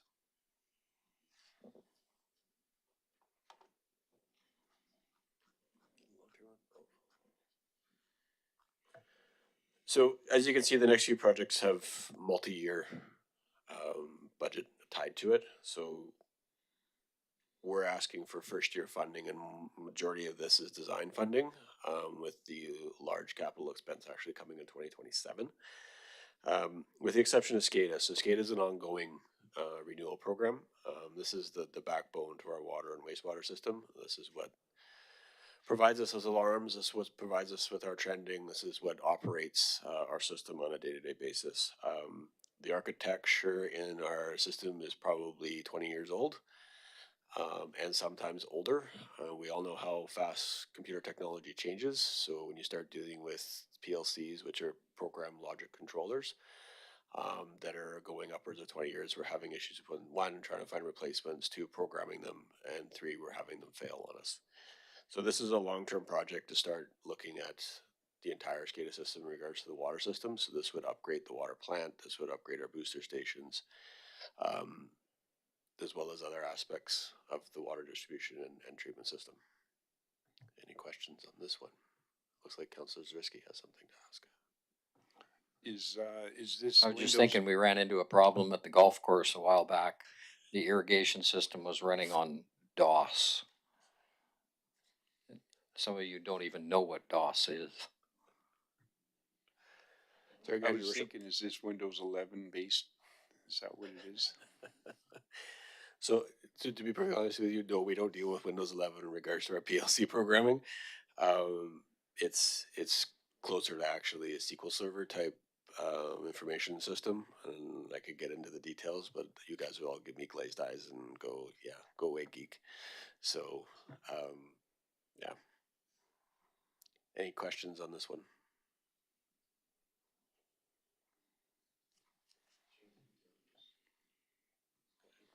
Okay. Those in favor of this project at $75,000? Okay, thank you.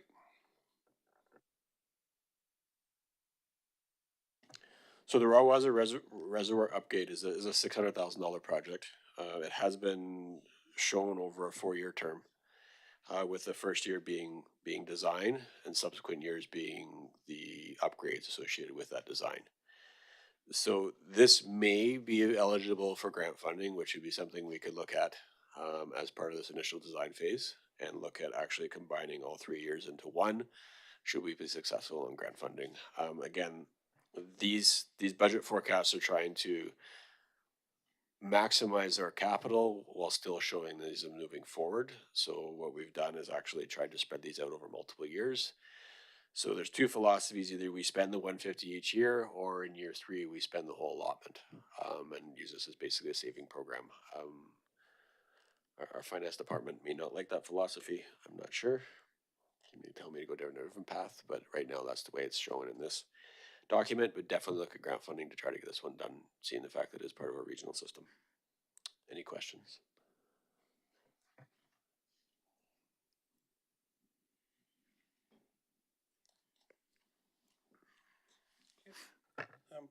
Go ahead, Councillor. With the raw water reservoirs, that's the ones on the north side of the river there? Yes, that's correct. Okay. How bad does all them seagulls in the summertime affect our? Not as bad as you may think. So, Okay. E. coli is naturally forming in all river systems, so we would never see the influence of foul excrement in our water system. So the treatment process would eliminate it. Our bigger concern is actually trying to keep them open during the winter. So right now they freeze over, and it causes us bigger issues than all the goose and duck fecal matter.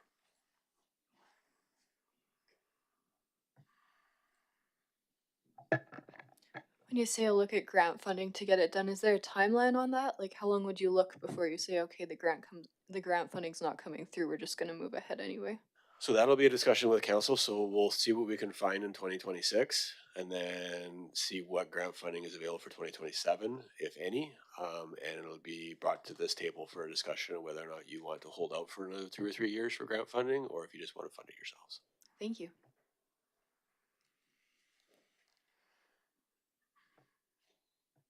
Okay, no further questions. Those in favor of the raw water upgrade? Okay, thank you. So next is the chlorine injection chamber.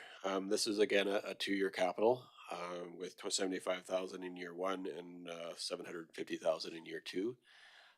This is our chlorine injection point in the water plant.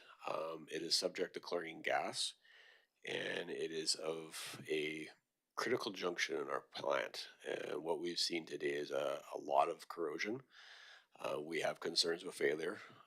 May not be critical failure, but concerns with failure. So part of this $75,000 is actually go in and do some non-destructive testing on the pipe, and potentially look at design. Should that non-destructive testing say we only have another 3 years or a year or whatever in regards to the condition of that pipe. So that pipe is constantly being subjected to chlorine gas. We know chlorine gas is corrosive with steel. So it's getting to the point of concern. So hence why this is now sitting in here as a more emergent activity. Yes, Councilor Miller. Might that be the reason why the water in households, like just kind of behind the Knox United Church and up from the BCF, kind of going as far as the start of Riverside, I know a few people who live in there, and their water tastes so strongly of chlorine, and it smells of chlorine. You put it through the Brita 3 times and boil it and make a pot of tea, and you still can't drink it because it tastes like chlorine. Is this part of the reason that would be like that? No. So that's the dynamics of our distribution system. So probably, and again, I don't want to comment too much on that one because I don't know the distribution system well enough. It may be due to the fact that you're close to the main tower in Drumheller, so you may seeing a lot of water movement in that area, so your chlorine residuals are going to be higher. We try to maintain about between a 0.8 and a 0.9 in the distribution system, and unfortunately, the closer you get to the plant, the higher your chlorine residuals are going to be, and vice versa. It's also the dynamics of pipe size. So if there's a larger main in the area, you may see water before somebody else a block away, who's again, there's a lot of complexities to it, so I can't really say yay or nay to that comment in regards to what may be impacting it. This is not that problem. So this is a critical infrastructure concern. But you say one of the other ones is going to be related to that taste of chlorine? One of the other capital projects that's going to come up? So yes, so the disinfection byproduct will not address the taste of chlorine. It's actually geosmin. that's in our water, so that gives you that musty smell you get sometimes in the spring. So that's one of the things we're trying to address.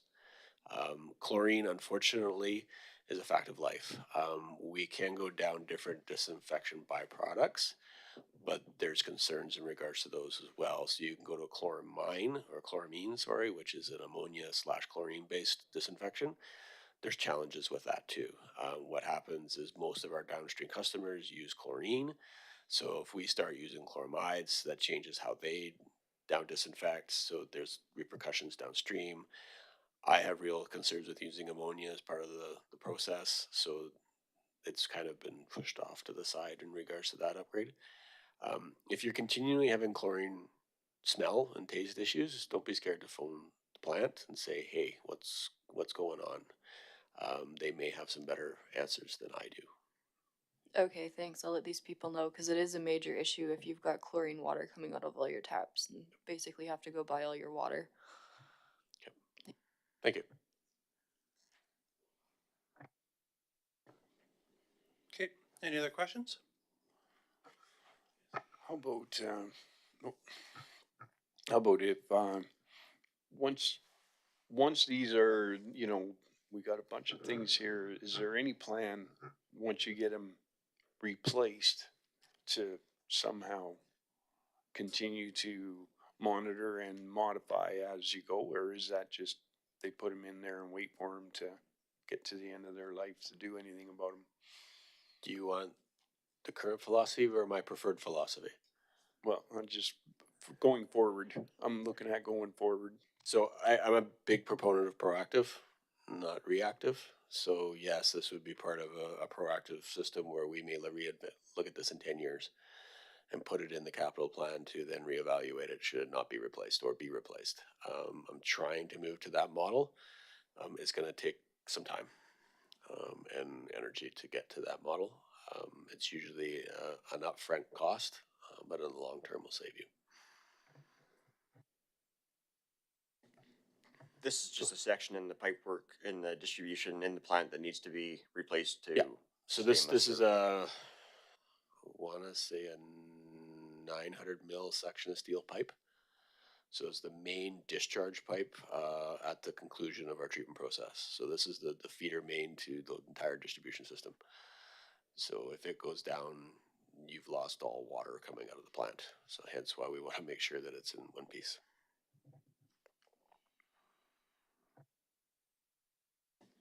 I'm really enjoying this information. I find it really helpful. What I'm also thinking about, and I'm not sure if there'd ever be an opportunity for safety reasons, but would it be possible for council to be able to actually tour the water treatment plant at some point? Yes, wonderful. Thank you, Counselor. We will be doing a tour of the majority of our facilities later this spring, early summer. We're hopeful that through this process today, as well as the deeper dive into our 5-year capital plan, in addition to not just touring the facilities, it'll be more about the projects and our key concern areas for council's awareness. We wanted to focus in on those during that time as well. Excellent, thank you. So I just want to make council aware this is not just the water plant, but you get to see the wastewater plant as well. So it's not all water. Over to you, Mr. Town. Did you get your vote? Yep, any other questions? Nope, okay, those in favor of the chlorine injection chamber? Okay, thank you. Next one is the water main replacement program. That's on page 78. And there is a carry forward amount from the previous year that was approved, 200,000. So we're gonna be using that money in conjunction with the additional 75 we're asking for to do water main replacement work this year. So yes, this is a water main replacement program, and you can see it's a $1.5 million program over the next 5 years. The 200 grand, unfortunately, we weren't able to get to in regards to our project scopes this year. So we're asking for that money to be carried forward and put in line with the 75,000 we would have asked for to do design work this year for subsequent water main installations the following year. These numbers are low. When we start dealing with asset management and asset management is brought to you guys, these numbers are in the millions. To start renewing our pipe system. From an age perspective, there's also concerns with the type of pipe we have in the ground. So there's some concerns with worker safety. So most of our pipe is asbestos concrete, which is known to AC through the community. So that pipe has some issues in regards to us cutting it. So eventually it's going to have to be replaced to PVC, which again takes time, energy, and money. So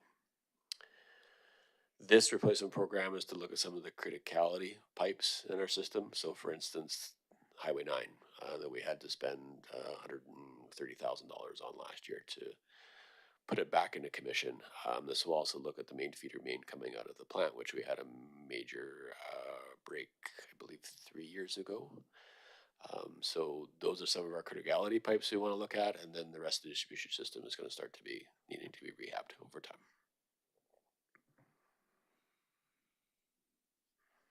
Any questions? Councilor Zerski. So it wasn't that long ago where we did a cast iron water main replacement in downtown, replacing pipes that I think they said were about 80 years old. And so some of these pipes that they dug up, they took pictures of, and it was like, ew, like we got water going through those. I mean, it was just absolutely shivers up your back. What, the water that we have going through some of the pipes in town. Again, people just absolutely don't realize they don't know what we're dealing with. I mean, the water comes out of the plant. I tell people, and it's wonderful. And then it goes through 20-year pipes, and then 30-year pipes, and then 40-year-old pipes, and then 60-year-old pipes, and then it gets to your house. So it's just, that's another thing that we really, I think we have to educate the public on.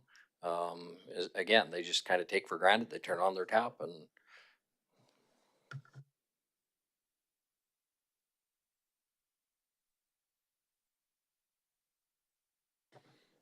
Okay, any other questions?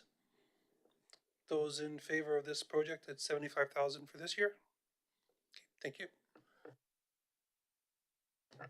I will apologize to council. There's actually no information on the hydrant replacement program in the budget book. However, I think at 30,000, this is actually probably the easiest one to explain. So I'll let Director Bronstein handle it.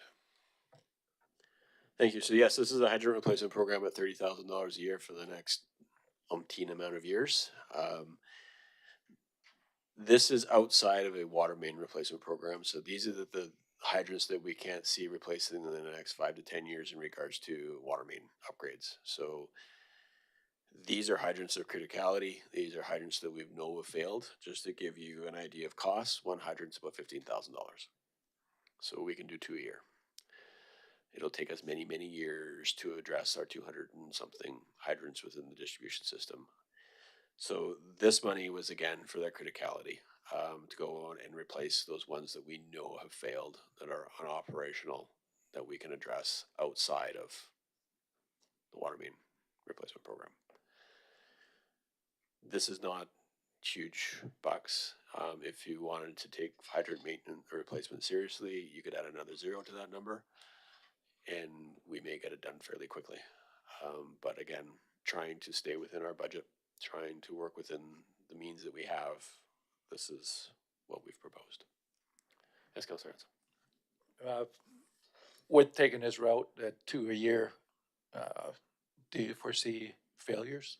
Like, are we going to be all right taking that route? Do you figure we're safe, or are we looking at failures? So through the Chair Council, I mean, we have hydrants that are out of service right now. So those would be critical ones to get replaced. Previously, we had no money for hydrant replacement. So this was the stepping stone. Again, as asset management becomes more prevalent, this number may change. And we may say, you know what, we can only deal with X amount of water main per year. So let's step up our hydrant maintenance program to be $150,000 a year and try to do 10.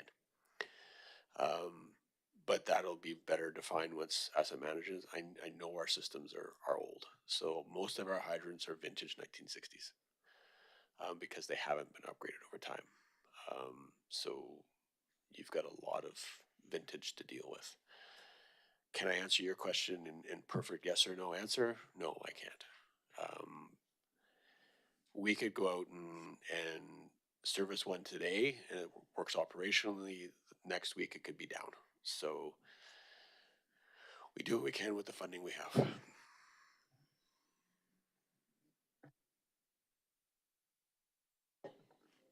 Okay. Any other questions? Nope, those in, One more, with the hydrants that are out in East Cooley, do they meet the proper pressure for firefighting? Through the chair to council, I do not know off the top of my head what the flow capabilities and residual pressures are of those hydrants.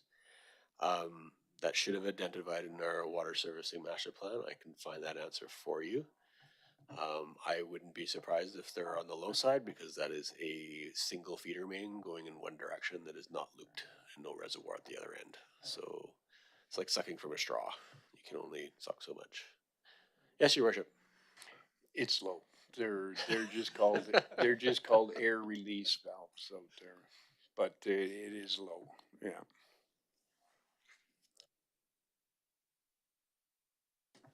So through the chair, councilor, I don't want to answer that question until I have the information in front of me. So I will get council that information. I guess just hearing what I just heard, so it sounds like there's some that are out of service. Can you give us any idea of how many? Through the chair, councilor, I know of 4 off the top of my head. There's probably more out there. So as we were flushing our hydrants this year, probably more were identified as having concerns. So there might be isolation valve issues, there might be leak issues, there may be valve stem issues, which would put the hydrant out of service. Generally, the fire department's aware of them, so they know what they can and cannot connect to. What we consider is non-operational is different from what the fire department may consider as non-operational. So, for instance, if the service valve can't be closed, that doesn't create issues for the fire department, but that creates issues for us. But now we need to go and replace that valve. So then we consider that hydrant to be an issue. So we have to go in and spend money on it. Because in order for us to pressure test and all that kind of stuff, we need to be able to turn the isolation valve off. If we can't do what we need to do to perform the maintenance. The fire hydrant can still connect, they can still draw water, but if there's an issue, we can't isolate it without isolating the main. And I recall seeing a valve replacement program. Yes. Is that at all related? Like with No. those? No. Okay. So we'll get into that one 2 down. If you want, I can get into it now. So a valve replacement program is outside of our hydrant replacement program. So there's 2 different types of valves in our distribution system. There's service valves for hydrants and properties, and then there's our mainline valves. So our mainline valves are the critical valves. Those are the ones we need to be able to isolate to do water main repairs. Those are the ones we need to be able to turn on and off to do unidirectional flushing to address water quality. Our valves are aged, built in the 60s. No cathodic protection put on them, so they're starting to burn out, for lack of a better term. So this program is to now go in and replace those valves so that we can do our work, so that we can go in and shut down a section of main without having to isolate 3/4 of the community because we've chasing valves back and back and back. We can go in and do unidirectional flushing so we can actually direct water where we want it by closing and opening valves. Where currently, if we close a valve, generally what happens is either we can't get it back open or she springs a leak. So then we've got to do an emergency repair. This is geared towards that proactive approach where we want to get in there before we destroy something to proactively repair that valve so we know it's in good condition. We know we can get to it. This would be outside of a water main replacement program. So because we can't replace every water main in a given year, because you're probably looking at, top of my head, 300 million worth of infrastructure, we know we can't do that. So this is, again, starting to replace some of those valves, looking at how we can maintain them better, putting in cathodic protection so they don't continue to basically burn out. And there's water distribution 101. Since you're on it, please you explain the cathodic protection there for 'em. So we use anodes to basically dissolve instead of our infrastructure. So we attach electrodes to our key piece of infrastructure. Normally, our valves, our bends, are anything along those lines that are cast iron. So all our valves, everything are epoxy coated cast iron. So we put those cathodic protection on there so the anode's eaten instead of our valve. So it gives it another 30 years of life. So that's cathodic protection in a nutshell. The other one is actually introducing a current to your system and actually drawing that electrical current out of the soils and bringing it somewhere else. That's the other form of cathodic protection. We use cathodes that basically dissolve as part of our program. Thanks for that. A lot of people don't realize the need for the electronic draw the power away from it rots pipe. Any other questions in regards to the valve replacement program? I've skipped ahead on you, Greg. Nope, that's all right. Seeing no other questions, we are gonna circle back and hit the hydrant replacement program at 30,000. Those in favor of that program? Okay, we're not gonna do the valve replacement. We got the information, but we'll talk about the Penn water main first. So the Penn water main, this is the main distribution main going up the side of the valley. So this is after the Penn booster. There's $100,000 for this year and $1 million for next year to replace that main. As part of the design process this year, we will be contacting the feds to try to get funding support. And I'm going to say try. They may or may not want to play nicely in the sandbox. We don't know yet. So as part of that $100,000, that'll be part of that consultant's effort is to have those conversations with the federal government and seeing if we can get some financial support from them. The $1 million is probably on the low side, but it's a placeholder for now until that design aspect has come. That discharge main sits at about 300 psi at the valley floor, and it's sitting about 100. I think it's about 110 at the valley top. So you can imagine the pressure sitting on this pipe, and it's been in there since the Penn was built. So we have concerns that we have leakage in the system. We don't know how much. So there is potential for massive water loss at some point.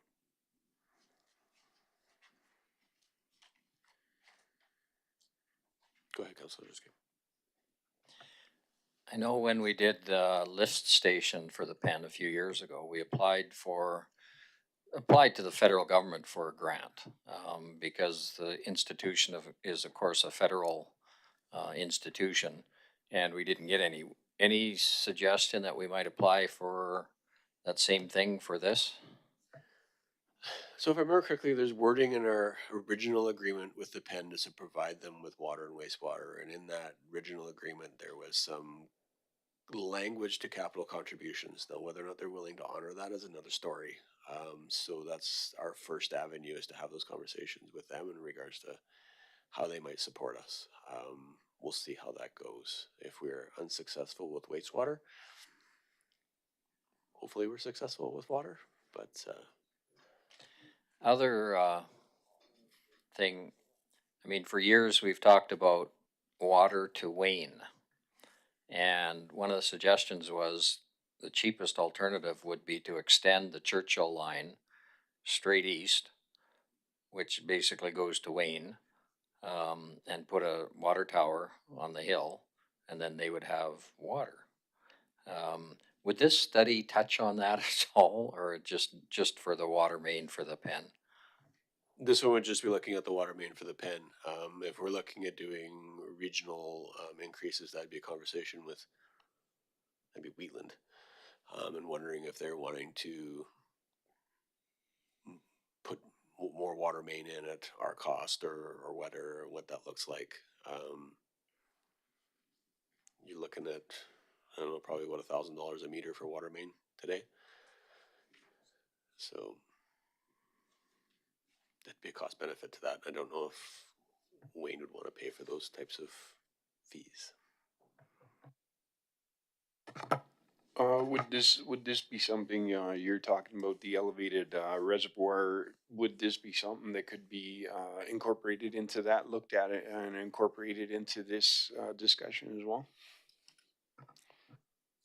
That's a good thought, Your Worship. I haven't really put much thought into that one. The idea was to put the reservoir on the west side of Highway 9, up in the flat area. So there may be some synergies there, but then you're rerouting that main in a different direction because the pen goes straight up the valley wall. But we could look at those. Yeah, if you're halfway up there and you just take it across, take it to the top and then run it across. I don't know, like, I'm not sure where you're looking at putting that things, but I just think that elevated, once you get it elevated, you're halfway there.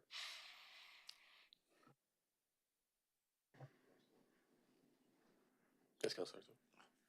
I think as far as that one goes, I think we already have an issue with the water line that goes to East Cooley and nobody wants it and use it. Maybe if we do a survey or something first to find out if it's even feasible to go through all the paperwork and everything to do this, maybe we should look in at doing something out there and find out how many people really want this out there or are happy with what they have. Are you talking Wayne? Yeah. Yeah. Okay.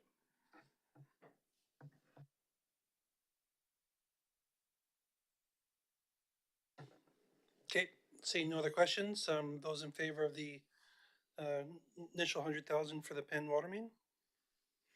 Okay, thank you. Is there any questions on the valve replacement at 20,000 before I? Nope, not seeing any. Those in favor of valve replacements, how many valves would you replace at 20,000? Maybe 4. 4? And we have hundreds of them? Yep. Yep. Okay. Okay, that's it for the, Councilor Miller? Do you know off the top of your head how much an individual valve costs? Like, would it save us money to purchase a whole bunch more than that off the top? So unfortunately, so valve costing changes per diameter of main. And again, this is running off the top of my head. I believe a 6-inch valve is about $400. An 8-inch valve is about 1,000. You start getting into larger diameter stuff, and you're getting up there in the 5,000 to 6,000 range.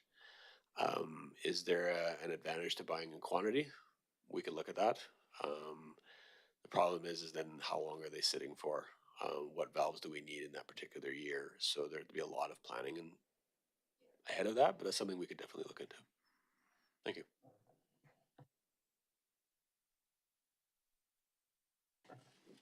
Okay, that's it for staff proposed water, projects. This is where I actually ask a bit of a loaded question. And say, is there anything that, that councilors have identified, that you would want to consider or have staff investigate, for inclusion, potential inclusion in this budget? And trust me, no is a perfectly fine answer. Cause it's tricky, but we also wanna know, like, if there's anything you've heard on the community or concerns or that kind of stuff, if we're gonna be dealing with one of those when we talk about sewer, because there is a concern that we're throwing back to council if they wanna address it. Okay, hearing none, like I said, that's a difficult loaded question, but. Sorry. Based on, just on water, just to quickly go back to that, Yes. I guess through that discussion on the hydrants, it was really going through my mind. I do see value in increasing that number because you mentioned that's only 2. And I like the proactive approach. So I just wonder if there's any appetite from my council colleagues to increase that 30,000. Perhaps double it. So this is where I'm gonna step in and show you the financial impact of decision making. Again, this is kind of a good segue for that. So what this would look like, and again, I talked about we have our bucket.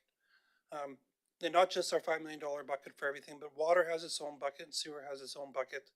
And again, those buckets are about $1 million each. And they're probably gonna shift because I think the sewer bucket needs to go down because they're not contributing as much and their reserves aren't as good place, but we'll use these numbers for now. So let's say, for example, we wanted to increase that amount. So I'm actually gonna show it as a new project here. Just let me get to the right spot. So we'll do additional, oops, I'm overwriting. We don't want to do that. So additional hydrant replacement. Okay. And then I'll say, so that'd be $30,000 if you want to consider that amount. Council, how do you want to pay for this? And these are your options. I'm going to scroll up. And it's a little tougher to see over on the side here, but it says we could fund from our reserves and replenish over 5 years. So if you want to use 30,000 from our reserves, then we have to put 6,000 a year back, and that 6,000 then turns into a service level discussion on the other side. Do you want to fund from reserves, replenish over 10 years? That'd be 3,000 a year. And these are things that would, once they're there for the 5 years. You know, that becomes a base budget type item as we go forward. Do you want to fund from reserves, not reimburse? In this case, 30,000 isn't a make or break issue. But again, we're depleting our reserve balances. Fund from our current year surplus, that's not an option. In this case, the water fund is actually showing a projected deficit. Where it actually lands will be uncertain, probably closer to zero, but that's not an option in this case. And then we have debt over 5 years, debt over 10 years, debt over 20 years. Again, not really applicable in this case. Fund from a potential 2026 surplus. So again, as we do variance reports in the upcoming year, if we see any savings that pop up, you know, the first 30,000 in savings on the water side, we would say, well, that's already been earmarked for this capital project. If there isn't a surplus for the water fund, we would then have to have a motion towards the end of 2026 saying, where are we going to fund it from? Because we can't just not fund stuff. And then I is to be determined, which could be anything from book it, get the approval, but maybe it's grant funded, you know, it's conditional on grant funds. That's not applicable in this case for hydrants, but that's kind of what that looks like. So I would ask the question, if you want to do more, how are we going to pay for it? Because we can't have a situation where we just keep adding without having repercussions of those decisions.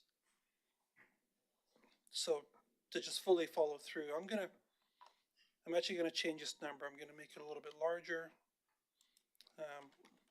So let's say it's $30,000 or $300,000.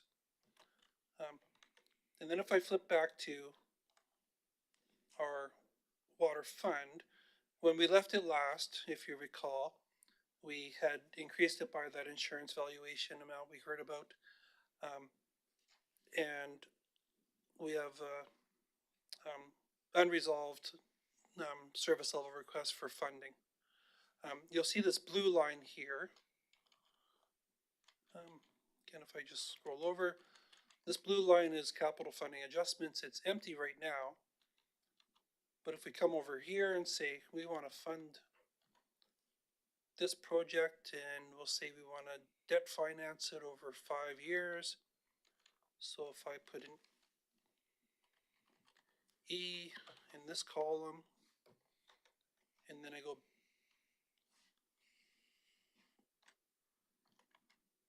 oh, it's flawed. What did I do? This is where we're doing stuff in real time is.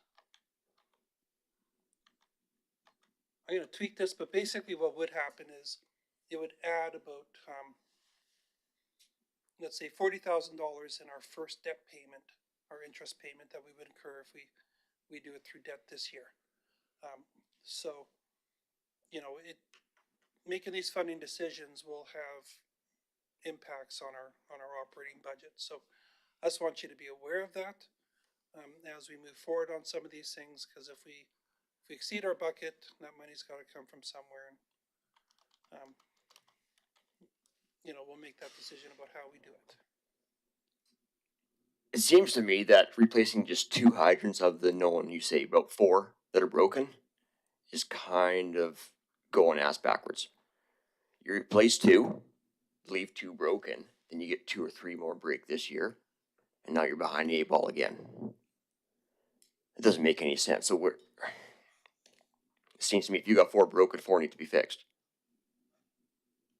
Correct? So through the chair, Councilor, so again, this was living within our current financial means. So this is where decisions were made on a staffing level to say, okay, I've only got a certain bucket. And I've used up the majority of my bucket already, so I could quite feasibly ask for $100,000 a year, but the funding wasn't there. So the bucket was reduced to allow within the current capital program that was provided. So I have no issues with increasing values. To do a true hydrant replacement program, yeah, you're probably looking at between $150,000 and $200,000 a year. Then what ended up happening is then I've got to remove something else from my budget is what ended up happening. So this was something to start with. If council wants, this can be further addressed in 2027, and I realize that is another year out. That puts us another year behind, and I can provide you with a complete hydrant replacement program with some really good funding models, but be prepared. This is like $150,000, $200,000, $300,000 a year for the next 5 years, or you're putting in, $500,000 worth of funding year one to get a whole bunch of hydrants replaced. The other caveat I want to put on that is some of these hydrants will replace part of your water main replacement program. So now this is that planning exercise on our end to make sure that I'm not double spending, right? So that I'm not replacing hydrants that are part of my main replacement program in 5 years. That level of effort has not been done for these programs. And I'm just letting you know that. So this was just a stopgap to do something, then do nothing. But if council wants to spend more money, I'm all for that. I'm good.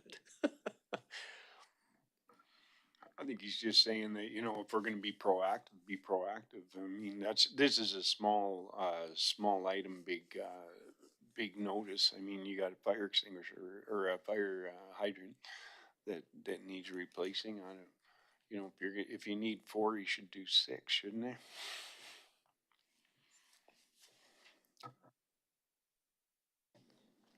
Me? Okay. I'd like to suggest that we continue with this and see where we end up further down the road with our budgeting. And if we are able to decide as a council that some of these requests are a bit less urgent and less of a priority, that might be funding right there that we could put into this, another $30,000.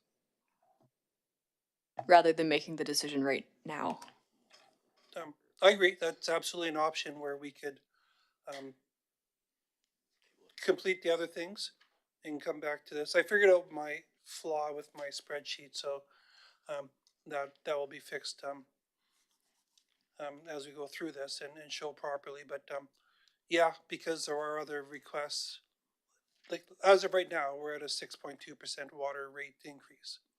I am sensitive to increases, and while I understand that capital needs are urgent, so are,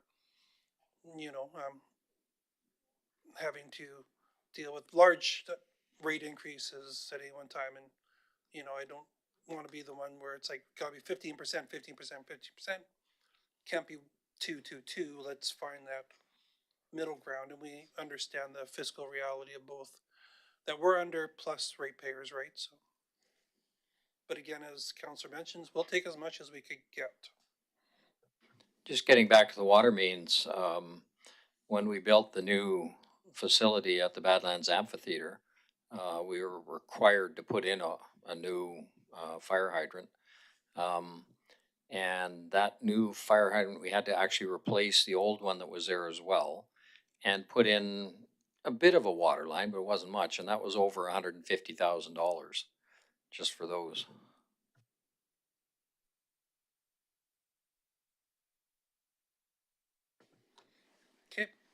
So good discussion. We're gonna move on from water stuff and into sewer. Sorry, just to interject, we do have some food here for those who tend to get hangry.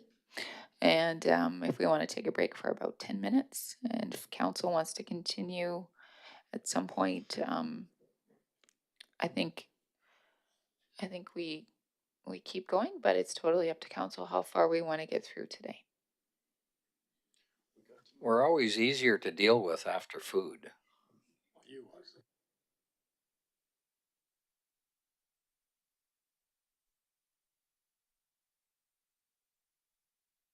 Looks like we have some people that are wanting to, be gone from here too.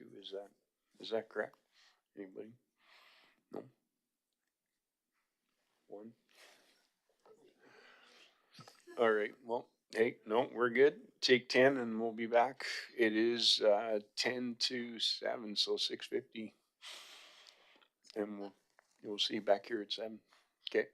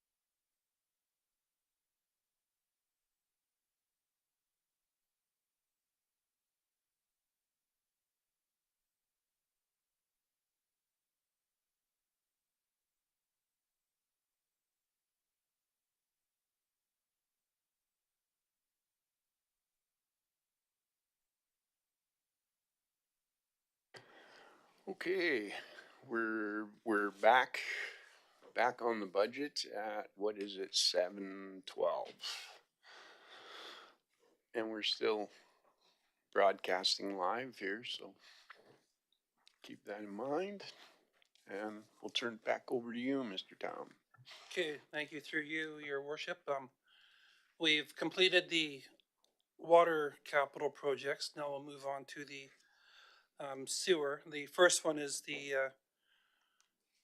lagoons cleaning program, which is page 82 in your book, and I'll flip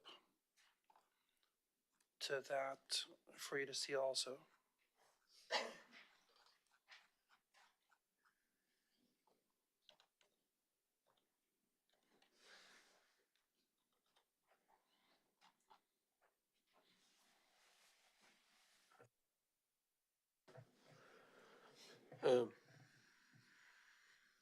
Thank you, Mr. Town. So this is the lagoon cleaning request of $450,000. So this is to address our wastewater treatment plant. We have an aerated lagoon that hasn't been cleaned in the last probably 15 years. We need to take it offline, bypass it, and actually remove all the solid accumulation that's been sitting in there. This is one of those critical path requirements to make sure that our treatment processes are meeting our needs in regards to TSS removal, which is total suspended solids, and BOD removal, etc., as per permitting requirements. Is there any questions of council? When would you be thinking about doing that kind of a project? This would most likely be in the fall. We'd spend the spring and summer planning. Fall, we start to see our demands drop off. There's less opportunity for I&Is in regards to inflow and infiltration due to storm events. So we try to take it offline in one of those off seasons where we don't see the flows during peak. Okay, thank you. How often do our lagoons get cleaned? So this is, they should be cleaned probably once every 10 to 15 years. So this is one of those one-offs that hasn't been done in a while, unfortunately. So we're doing something we haven't done in a bit. So this is a new adventure for us, and we'll see what comes of it. Like 20 years, 30 years? Do you It's even probably been know? 20 or 30 years since this Oh. particular incident. It's one of those critical process elements, and us taking it offline is actually a fairly detailed process, and we got to actually bypass our systems to do it. So hence why it hasn't been done, because we haven't wanted to take that adventure on. Mm. So this is something that unfortunately we've gotten to the breaking point where we need to do something. So if it is found that the aerators need replacement, how many aerators, how much are they? Through your council, I don't know how many aerators are within that lagoon. And again, I'm pulling at straws, and if I remember correctly, an aerator will cost you about $5,000 to $6,000 to repair. Replace could be upwards of 15. Generally, you just have to repair the sleeves, which is that $5,000 to $6,000 mark. The $45,000 or $450,000 would encompass those costs. This is a fairly high level or high budget to perform this works because there's so many unknowns with us with this one.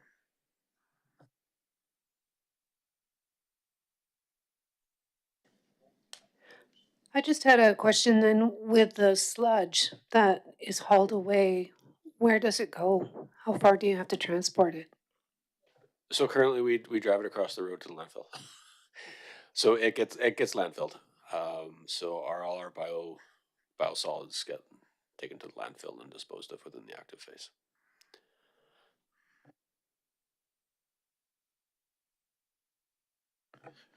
Is that the lagoon to the south, the big one, or the round ones? So that's the big square one. The one that looks very, very, very, very brown. Yeah, I think 06, I think it was done. Yeah. They had it out, yeah. It's a while.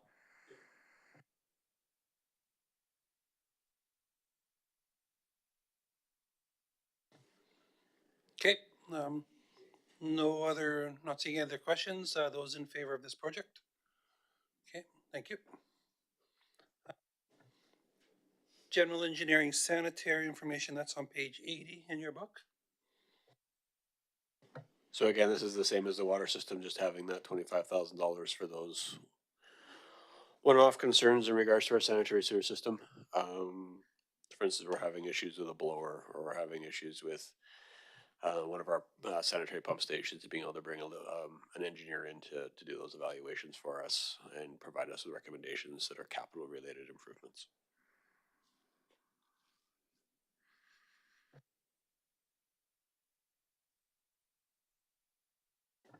Okay, yeah, this is familiar to the water one, so don't anticipate any questions. Those in favor of the 25,000 for this project? Okay, see a majority, thank you.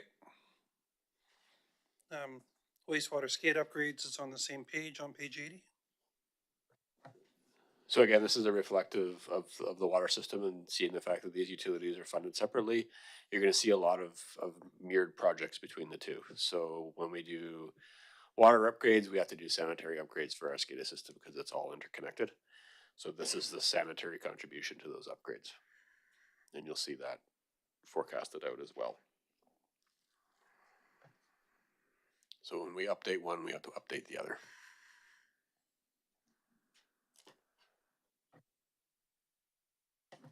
Any questions of council? Okay, seeing none. Those in favor of the skate upgrade, 75,000. Okay, thank you. The wastewater treatment plant centrifuge upgrade, that's page 81 in your book. So again, referring to page 87 as well. So this is a 2-year program. So year one is $125,000. Again, this is the design aspect for us to go in and actually evaluate our current centrifuge. We have problems with it. It is an aging piece of equipment. It is a single piece of equipment. There is no redundancy in the system. So this 125 is going to evaluate our centrifuge setup, how we can actually put in a second centrifuge so we have redundancy in our system. And then you look at year 2, which is 2027, $500,000 to actually do the work. So once you've committed the 150, the $500,000 will be requested in year 2. And if anybody wants to know what a centrifuge does, I can explain it. If you don't want to know about it, that's fine too. How big is your centrifuges on that? I'm familiar with centrifuges. They're not overly large, but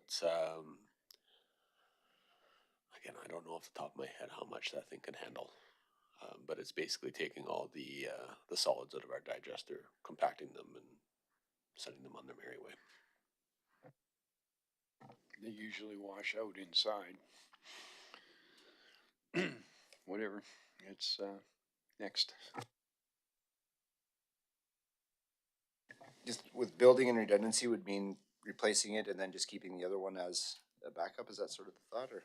We'd have to evaluate the current one. So we've had some issues trying to actually get parts for this one. So what we would do is look at as whether or not it's viable to continue to use it or even have it. So it might be 2 new centrifuges. We'll see how things progress.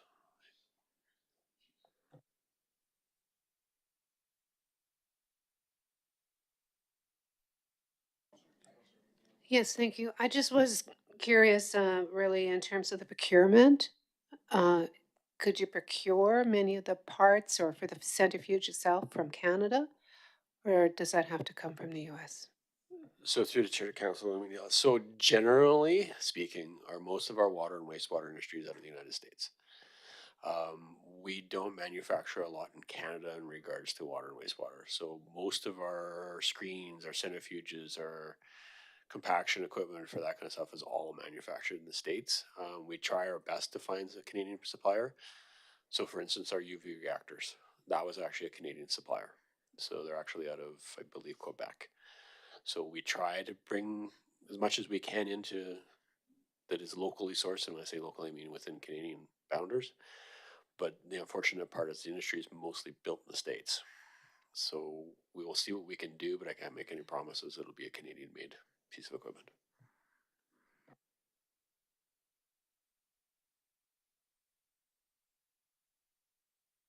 Councilor Miller. just mostly for my own curiosity, because I don't know a whole lot about this. Will this be done before the lagoon cleaning or after or at the same time? So this will most likely be done in conjunction with, actually, sorry, let me rephrase that. No, it won't, because lagoon cleaning will be done in 2026. Mm. The design for this will be done in 2026. The actual replacement will be in 2027. So no, it will not be done at the same time. Would it be beneficial to do it at the same time, or does it Two matter? totally different parts of the process. Okay. So this lagoon is a different, the lagoon we're cleaning is a different stage of our wastewater treatment. This is actually one of the finishing components, which is at the end of the process. So unfortunately, they assist one another, but they're not exactly in line with each other. Okay, so it doesn't have any impact then. When we go for the tour of the wastewater plant, this will all be explained to you.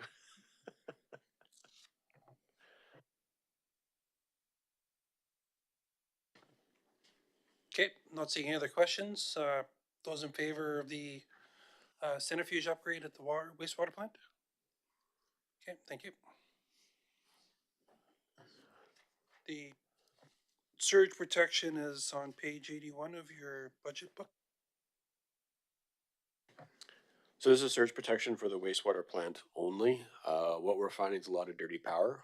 It's starting to corrupt some of our electronics and some of our control processes in the wastewater plant only. So we're looking to put in a surge protection that'll also be a little bit of a clean power addition. So again, protect our equipment from ACCO and their concerns, as well as it may be part of our systems within, because the wastewater plant's fed via the water plant. So there may be some power issues coming through the water plant to the wastewater plant. We just want to make sure that we're not basically burning out electrical components constantly. Yeah. Any questions of council?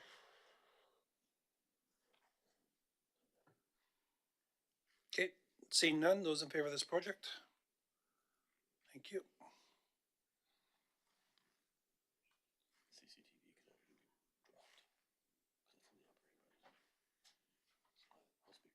Okay, well, it's also grant funded, so it doesn't matter. So the CCTV inspection program is actually going to be removed from the capital program. It's actually included in the operational budget. So we'll look to optimize that operating costs instead of putting it in the capital. So that actually $15,000 won't be requested now and into the future. It'll stay in the operating budget.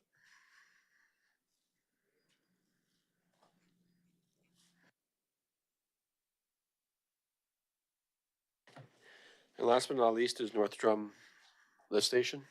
So this is a carry forward project from 2020. When did we start this? 2024. So this is to complete the upgrades to the actual pump station. The other upgrades have been completed, so that was the major work down Riverside 5 Ave and across Highway 575, which was done by Wilco last year. So this is the station upgrades needed to actually utilize the brand new force main we just put underneath the river. So we had to put in new pumps, do some electrical upgrades, etc., to now facilitate the use of that new force main that was just put in. So this is to finalize that project.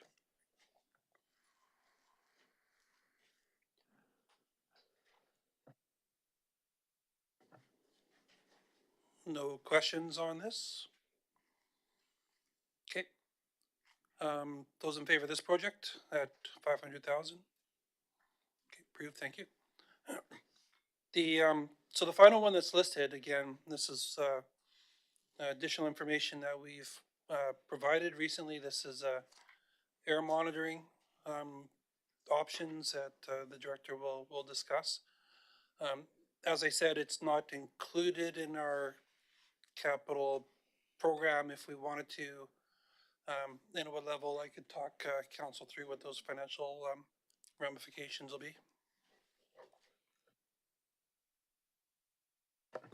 And there's more information on this in tab 12, I believe, in your deliberation binder.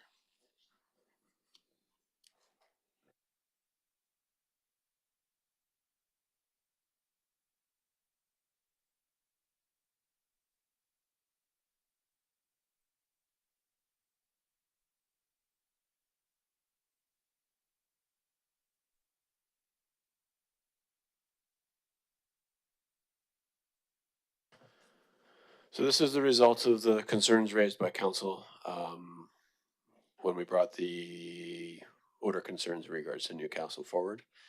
So this is a capital request for 200 grand to air quality monitoring, not only in Newcastle, but for Riverside and Willow Point area. Those are other two areas of concern in regards to odor. So if we're going to evaluate one, we might as well evaluate them all and come up with whether or not this is a concern within all areas of the community and not just Newcastle.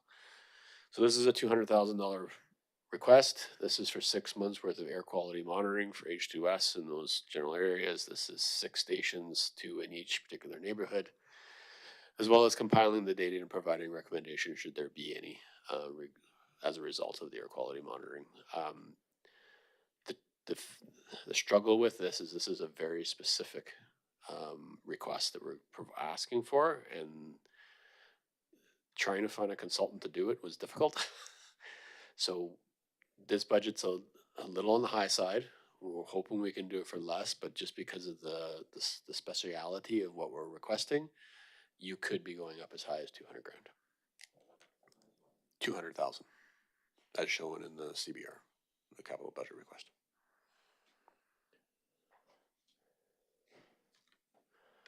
Any questions? Councilor Ruski. Yeah, so I guess I'm not as much concerned about the odor as I am about the complaint, the charge that the air might be dangerous. This to me is, you know, I mean, we have sewer odor different places in town to a certain extent, but in Newcastle, I mean, we have people who are seemingly fairly knowledgeable and are basically saying that the air on occasion is literally dangerous. And so that's my big concern here. And I don't know how we could say it isn't unless we have some definitive data. And I don't know how else to do it.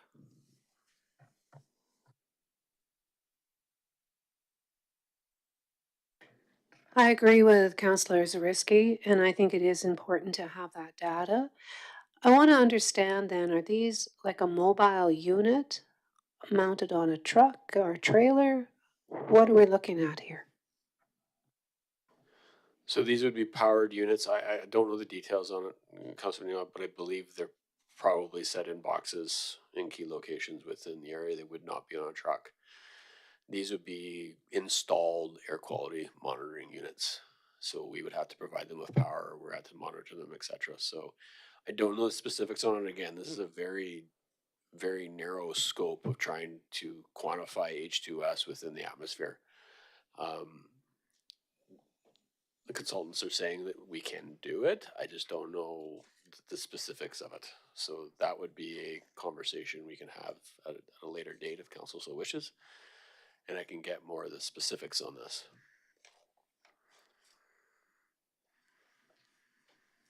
So playing the devil's advocate, I'm going to say why now? Places in town have been dealing with this for 30, 40 years. You got Knack Mine, 5th Street, 19th Street. And just because there's a complaint now in Newcastle, we're thinking about spending $250,000 for something that's a maybe.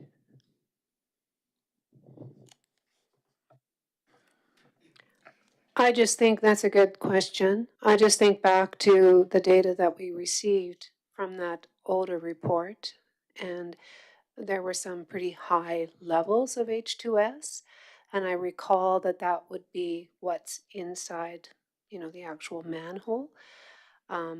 It makes me wonder, and I don't know enough about this, but I'm curious, would the concentrations be higher at a lower level, closer to the ground? It's a very good question as to why now. And the answer to that is why now? People have lived in that area for years and years and years, and it hasn't been an issue. It's just the last, I want to say 5 years that this this has come to light. And it seems a bit of a coincidence that, I mean, we had the big issue in South Drumheller for years and years, and talked the province into putting in the lift station at the museum. And that seemed to alleviate the problem pretty well in South Drumheller. But since that time, it has now kind of migrated into this area down by the Newcastle Hall area. So really good question. Why now? I mean, that's one of the answers that we kind of need, I think. I just, as far as that goes, I think our, why now is because we have, a tangible thing that says there's dangerous levels of H2S now, and now we have to do how widespread it is. I think that's the why now. I think the CCTV inspection program from you were talking about prior, is that going to be part of this, hand in hand with this, the sewer or the air quality monitoring? Your worship, that section of Maine has already actually been video inspected. We're just waiting on the information from our consultant in regards to their conclusions as a result of that inspection. Okay, no, that's good information. We gotta, you have things like this. I understand you have things like this. You have to build a proof why you need to get in there, and then you have to come up with a plan of how to go and mitigate it or solve it or whatever ends up having to be, right? Is that correct? Well, yes. So the public has voiced concerns that us as a municipality can't answer.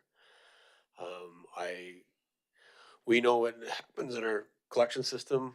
We have definitive information in regards to what is occurring in our manholes, but I have no information in regards to how that is transmitted into the atmosphere surrounding that area.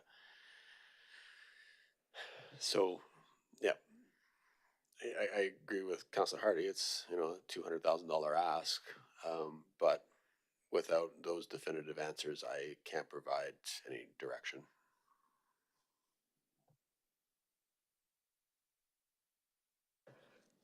I'm wondering, were there, the data loggers in the manholes located in the Riverside and the downtown areas? So we have currently not done any real H2S monitoring in Riverside or downtown or near Willow Point. We do have H2S monitoring within the stations themselves, which don't spike, which don't alarm. But we have never done any true H2S monitoring in the manholes, and we've done no real H2S monitoring around the facilities. So within the facility itself that we enter, we've had no issues. But as for our collection system, we don't know. This is not something that we normally monitor on a daily basis. It's usually a select area that we have to go in and evaluate. So in Newcastle, we receive concerns, so we go in and put our data loggers in to see what's going on. And we take them out and move them somewhere else should we see an issue. So generally, we don't monitor our entire collection system for H2S. I guess what I was thinking is if there would be the possibility for this number to be reduced if we didn't have so many of the stations in place. So yeah, the number could be reduced if council so chooses to only focus on the Newcastle area. I caution you on that, seeing the fact that we have had order concerns from 5th, we've had order concerns from 19th. So what makes them not relevant in regards to this order concern? And if you're going to look at it, you look at it as a holistic approach and not focus on one neighborhood.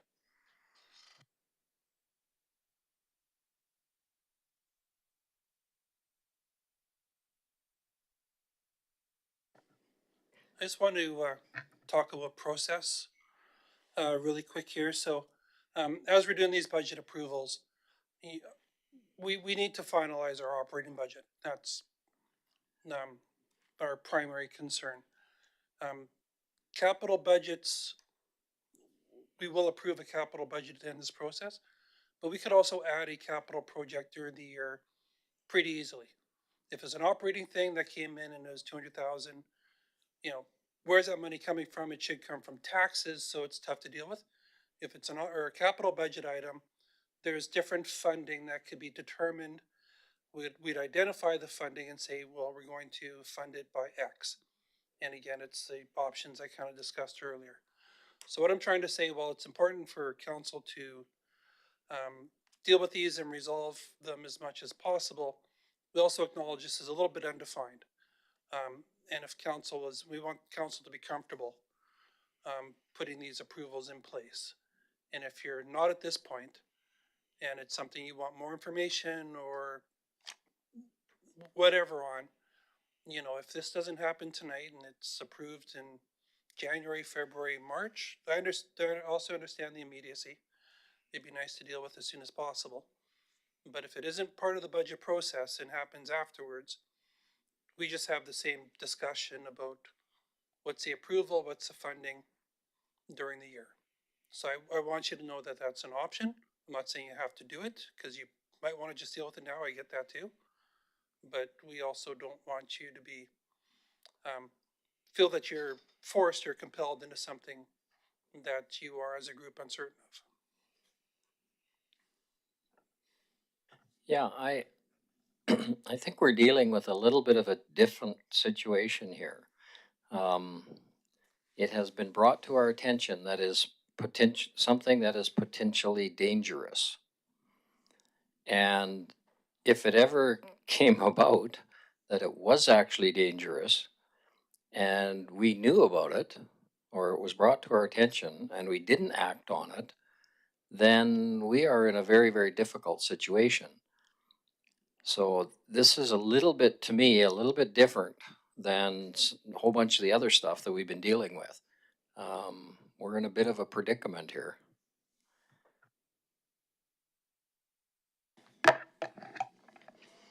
Yeah, as much as I don't like to admit it, because that is a big monetary ask.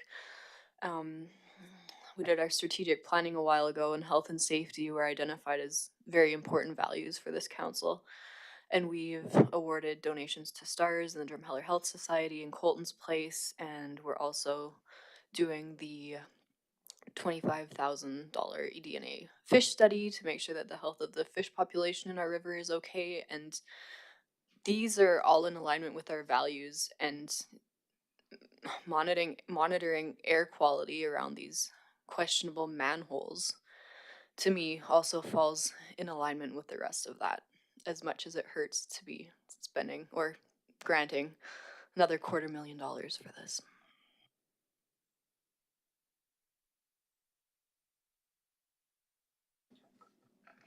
Just wondering if there'd be a possibility we could get some information from any other municipalities that may have had to deal with something similar to this? So I guess through the counter big deal. So I did want to let council know that the a consultant will be coming in for the community whole on the January 13th to have a wastewater discussion with you guys. So I have asked for somebody with some extensive amount of wastewater experience to come in and have this conversation with you guys to kind of go through how a wastewater system works. What is normal for H2S generation within a wastewater system? What other municipalities do to address this type of activity? So you guys hear it from somebody outside the organization to kind of give you a third view on it. So that will be happening on the January 13th meeting.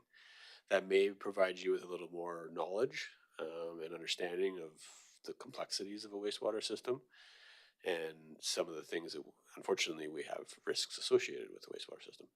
We can then bring this back as a capital item, as Mr. Town said, at a later date for that discussion if council so feels.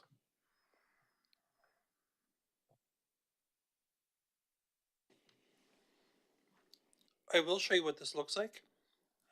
Just again, so we're all kind of on the same page about this. So I've added it as a project on our capital sheet for now. I'm gonna flip back to our utility rates, and our sewer rate right now we're showing going up 6.8%. You'll see the blue line here over on this side here. There's nothing here. So keeping in mind that 6.8% number, I'm gonna flip back to this project, and let's say we wanna fund this, from our reserves, but with the intention to replenish those reserves over 5 years. So 40,000 a year, that's a commitment we make in our operating budget to fund those reserves. To do that, it now shows here in this blue, that's a 40,000 that comes in. That now increases the rate up to 8.3%. So almost a full 2%. Again, each 1% of sewer rate increases is equivalent to $27,000. So this would require 40,000, 2% is 54,000, so about 1.7% of a rate increase this year, and would stay in place for the next additional 4 years before that commitment drops off the books. That's what that rate impact looks like if you do it over 5 years as a replenishment. Your other options are, you could replenish reserves over a longer period of time, 10 years. You could not reimburse it at all, and that just depletes the reserve by another 200,000. Financially, I would not recommend that, but I also understand that, this is a council decision. And as I said, from the current year surplus, the sewer fund might have a small surplus as we come into 2026. We don't know. That's a bit of a risk, and if it doesn't happen, we have to have this conversation next November. And then there's the debt options and whatnot. So from a financial perspective, that's, we need to identify the funding. That's imperative. So, and those are kind of the optionalities around that at that amount.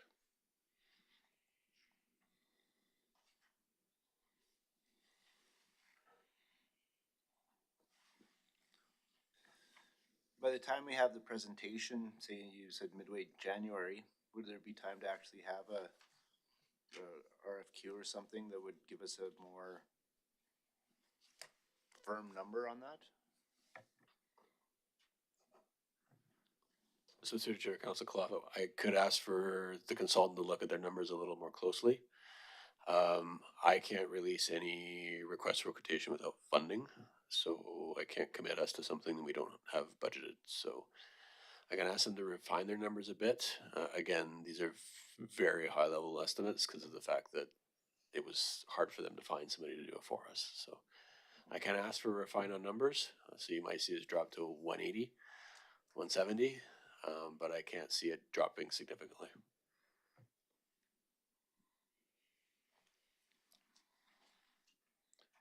So this is where I'm kind of looking at council now. Do you want to put this number in here and see if you want to approve the project? Do you want a different number and see if you, by majority, want to do this? And then we could talk about the funding after that, or that's how I suggest we proceed. First of all, see, does council want to do it? Similar to other projects, and if you do, then we'll talk about the funding aspect. Okay, those in favor of this project? Okay, there is a majority, so it is there. In terms of funding, what does council want to see in terms of?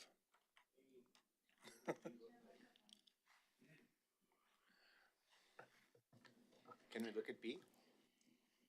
Yep. So if we fund it over 10 years,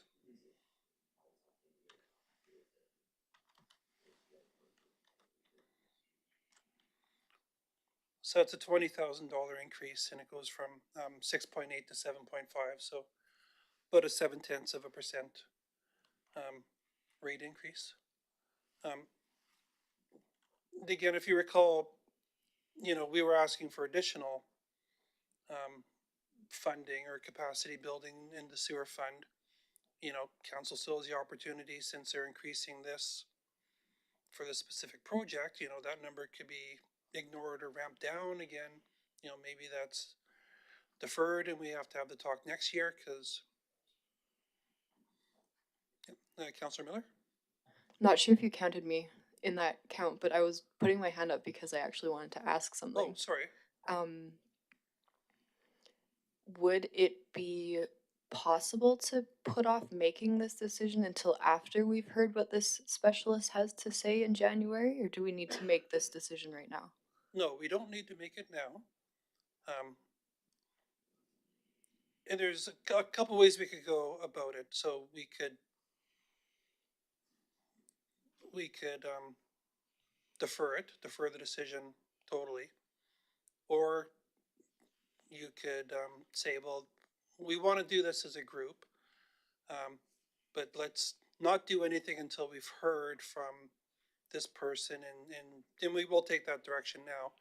You know, after the meeting in January, we get more information. We're able to have a better sense of what it is. You guys are more comfortable with it. Then you could say, okay, well, the authority is in place, but now we're telling you to go ahead with it. So that's an option too.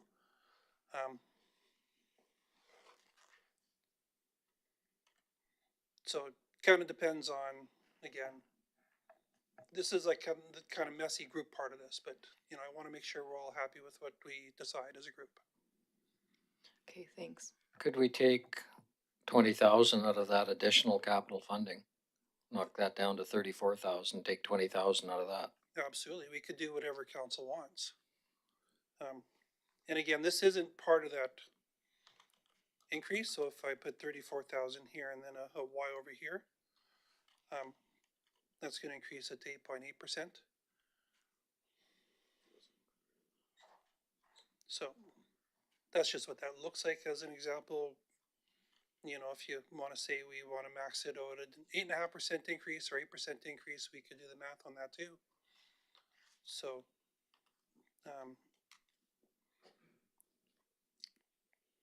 27,000. So if this was like 13,500, for example, and then you do a Y, that takes it up to 8% if you want a round number. So there's a whole bunch of different ways we could do this. Whoops. And again, we'll just decide this as a group as we come back to this.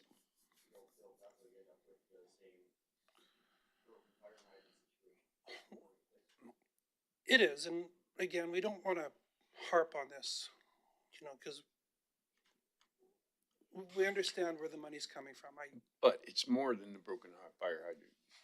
Because if you're looking at H2S, it could be terminal. It could be right out of the money. But I'm talking about, you know, it needs to be addressed, right? Yeah. That's right. Yeah.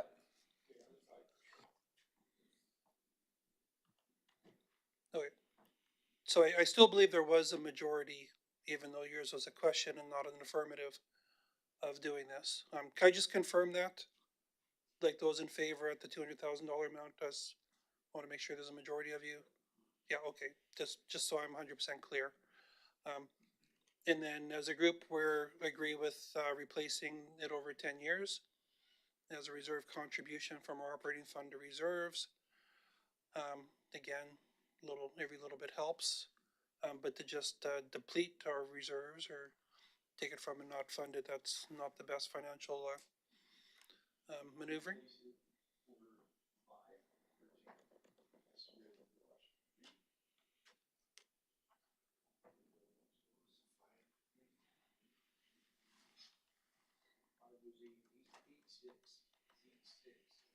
Eight, 3 for 5.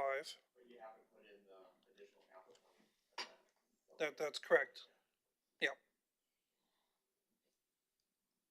This is additional capital funding 6 years down the road.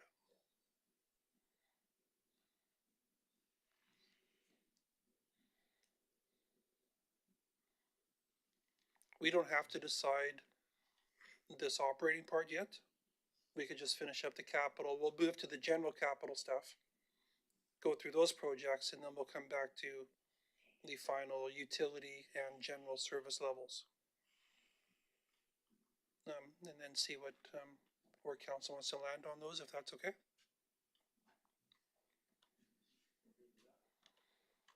Okay. Oops.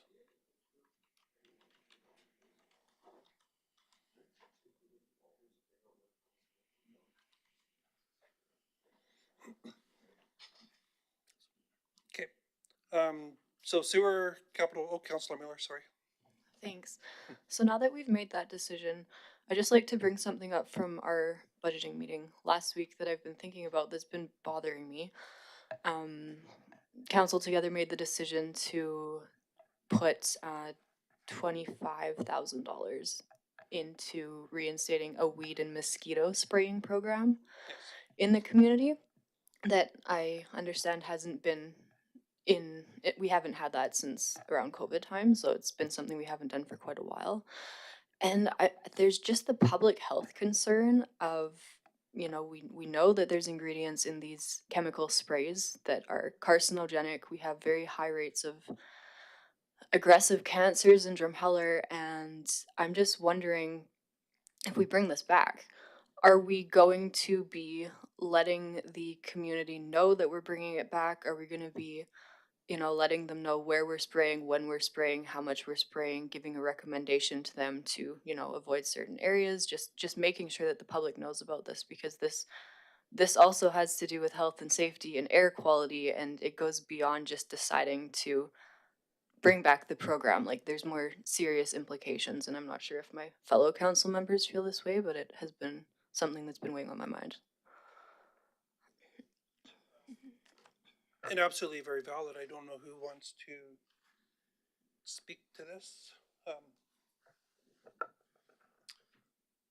So I'm gonna let council know my knowledge of pesticide use and herbicide use is very small. This would be a question I'd have to pose to my staff in regards to what we do, why we do it, and how we do it.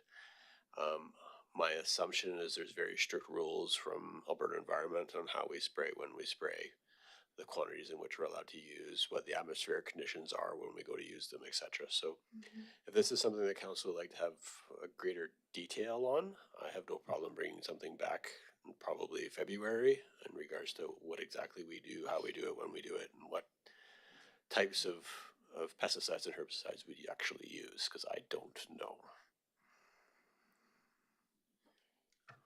From my experience, I remember a few years ago, it was stated to us that the one mosquito spray that we were using was now no longer usable by Alberta Environment, and we had to switch to another type of spray, and that's not very long ago. So that has been kind of looked at and adjusted fairly recently.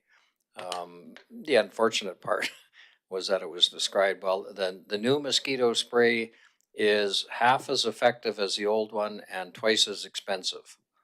That's why that was kind of stated to us, but it wasn't that long ago where it was a new spray. We had to get this new chemical because the old one, you couldn't use it anymore.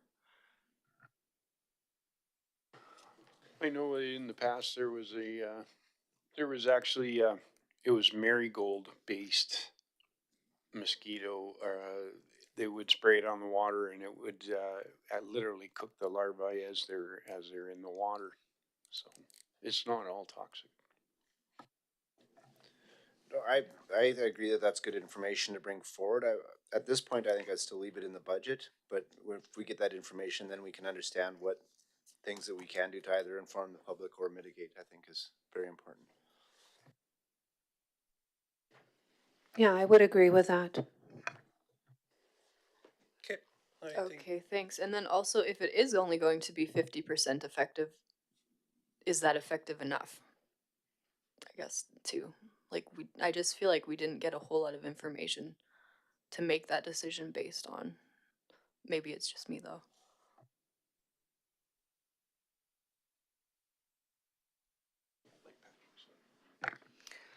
So I'll jump in and just restate your idea of bringing it back as a report to council. After we get more detailed information that we can present to council following the budget deliberations.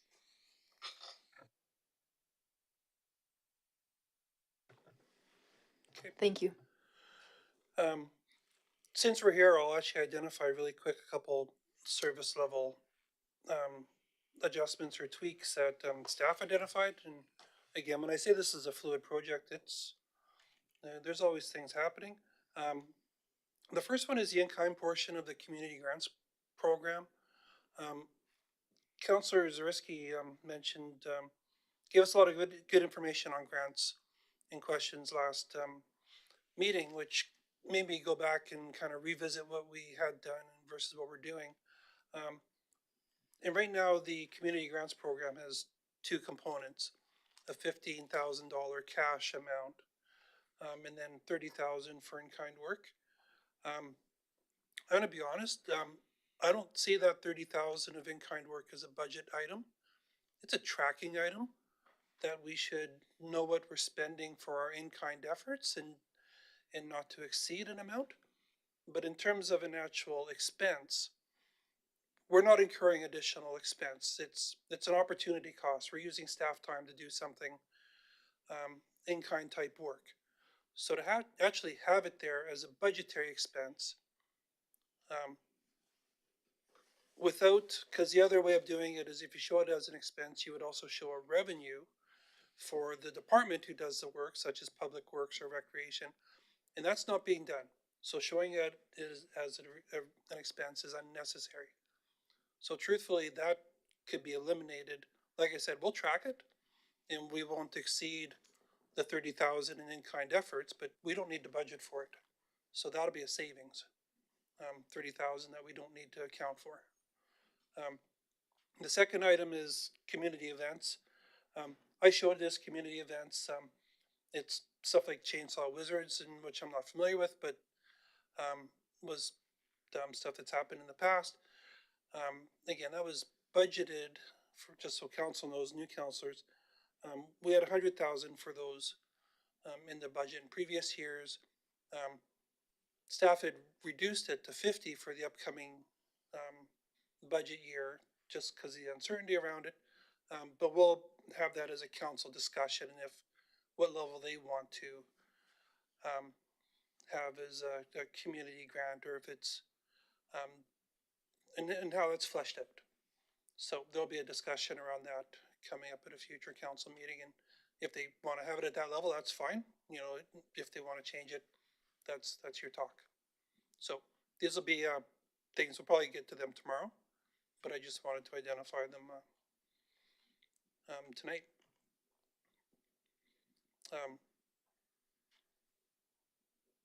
Always caution about this too. So this is, again, before we start the general fund capital projects, this is also a natural stopping point.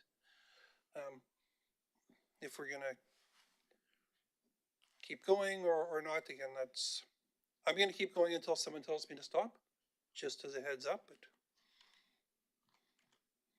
Okay. The next thing I'll mention is the East Cooley Fire Hall bay doors. That's unnecessary. We could defer that. That's apparatus dependent out there, which isn't happening in this upcoming budget. So we're just showing that as zero for the upcoming year. That doesn't change anything at this point, except for the fact if we do identify a general fund project that we want to do and it doesn't cost more than 150, there's no impact because we're still in that same bucket.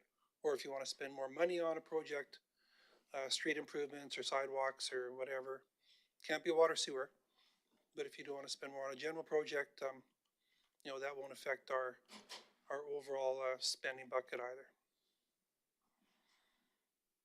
Okay. So first capital project here, let me refer to my book. This is the Windows Server licensing. I don't know who's speaking to this. CAO, our knowledge expert isn't here anymore, so. And this is on page 60 of the budget book also. Yes, so as part of our cybersecurity initiatives that are always an issue, what has occurred is our operating security license for physical servers. So this is just of the servers themselves. They have been The license is for a 5-year term previously. We currently had mainstream support end on January 9th, 2024, but we extended that 5-year term for this year as well. That extension availability is officially done in 2029. So we could extend it again another year. However, I don't know if council remembers, but in the quarterly report, there was a section there that speaks to the number of operating server patches that come through the system, which are in the hundreds. So keeping up with it is definitely something we can extend for another year. However, with the ongoing constant increase in sophistication of cybersecurity threats, that's why you'll see it here at a 5-year license cost of $18,000. Part of the reason why that's here in capital instead of operating is just because of the size of the cost versus on the operating side.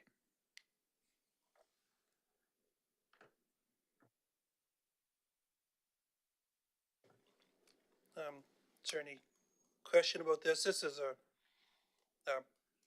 pretty common licensing requirement and support issue that it's a major hardware piece, our servers, right? So, all in favor of this project? Okay, thank you. Firewall replacement, which is also on page 60 of your budget book.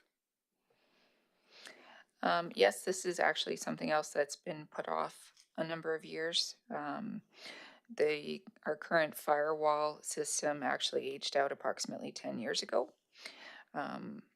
Again, I don't like issues with cybersecurity, unlike other choices. So this year I have asked for this 5-year replacement to be brought forward to council's consideration today.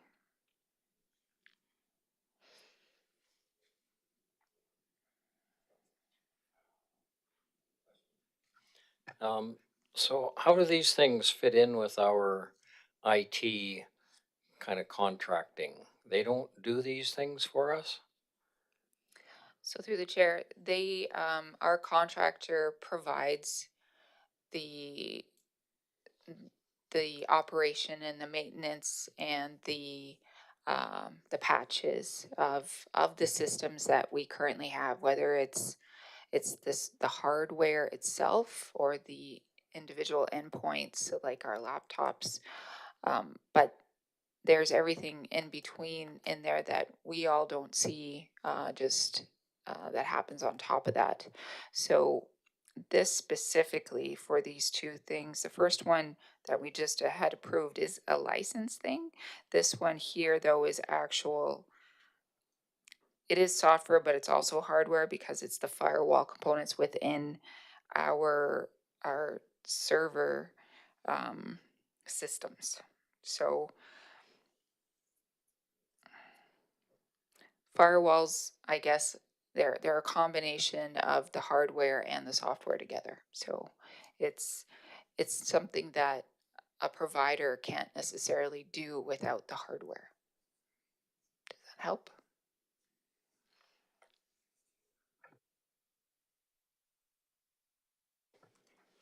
Okay, any other questions? Nope. Those in favor of this project? Okay, approved, thank you.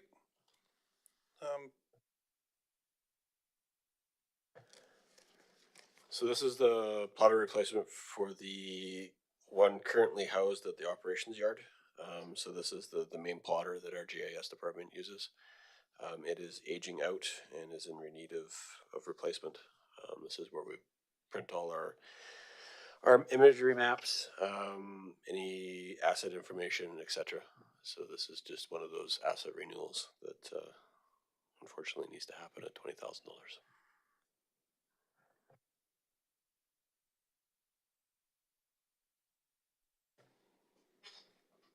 Okay, not seeing any questions. Those in favor? Okay, approved, thank you. Pictometry. So this is the town's contribution to Palliser doing aerial flights for our photography. So our aerial imagery of the community. So this is done on, I believe, a 3 or 4 year return. This is used to show changes within the valley, changes within zoning, changes within development, and is utilized by both our GIS department and Palliser's GIS department.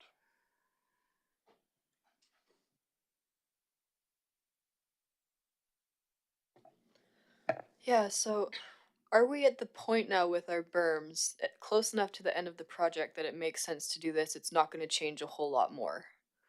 No, berms are substantially complete to what's been approved to date. So yes, this imagery would capture all our berms and show them.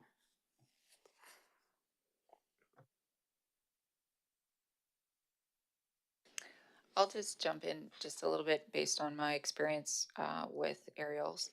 So this is one of the main tools of a municipality when it comes to oversight of development of what was done before and what wasn't, what was there, what wasn't there. So when you're doing any sort of enforcement that or monitoring to see if to confirm or legitimize claims by landowners, this is a huge tool in that toolbox.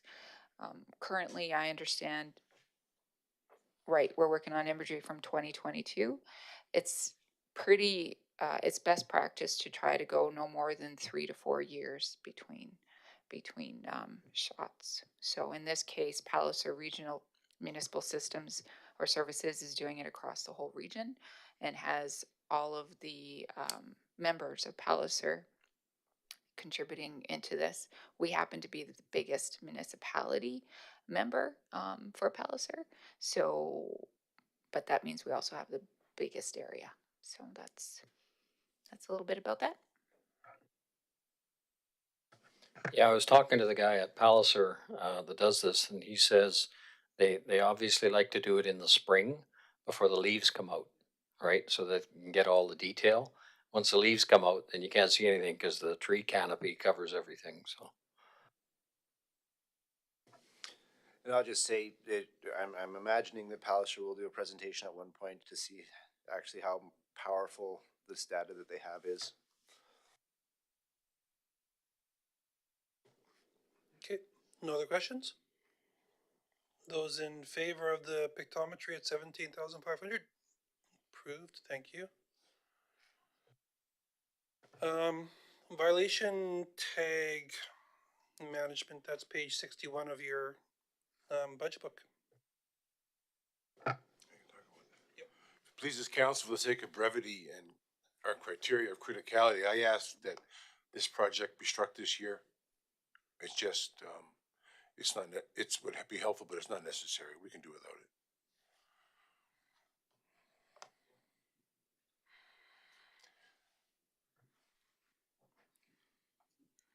You should, More money for me. you should teach like director. Never mind. Okay, RCM building HVAC system. I've spoken to the contractor, I've spoken to the members of the detachment and Reg Bennett, who handles facilities work and such repairs for the town. This system is basically worn out. The contractor's been doing some work to piece it back together again, but it's not reliable, and I would ask that this strongly be considered for a replacement and to stay in the budget, please.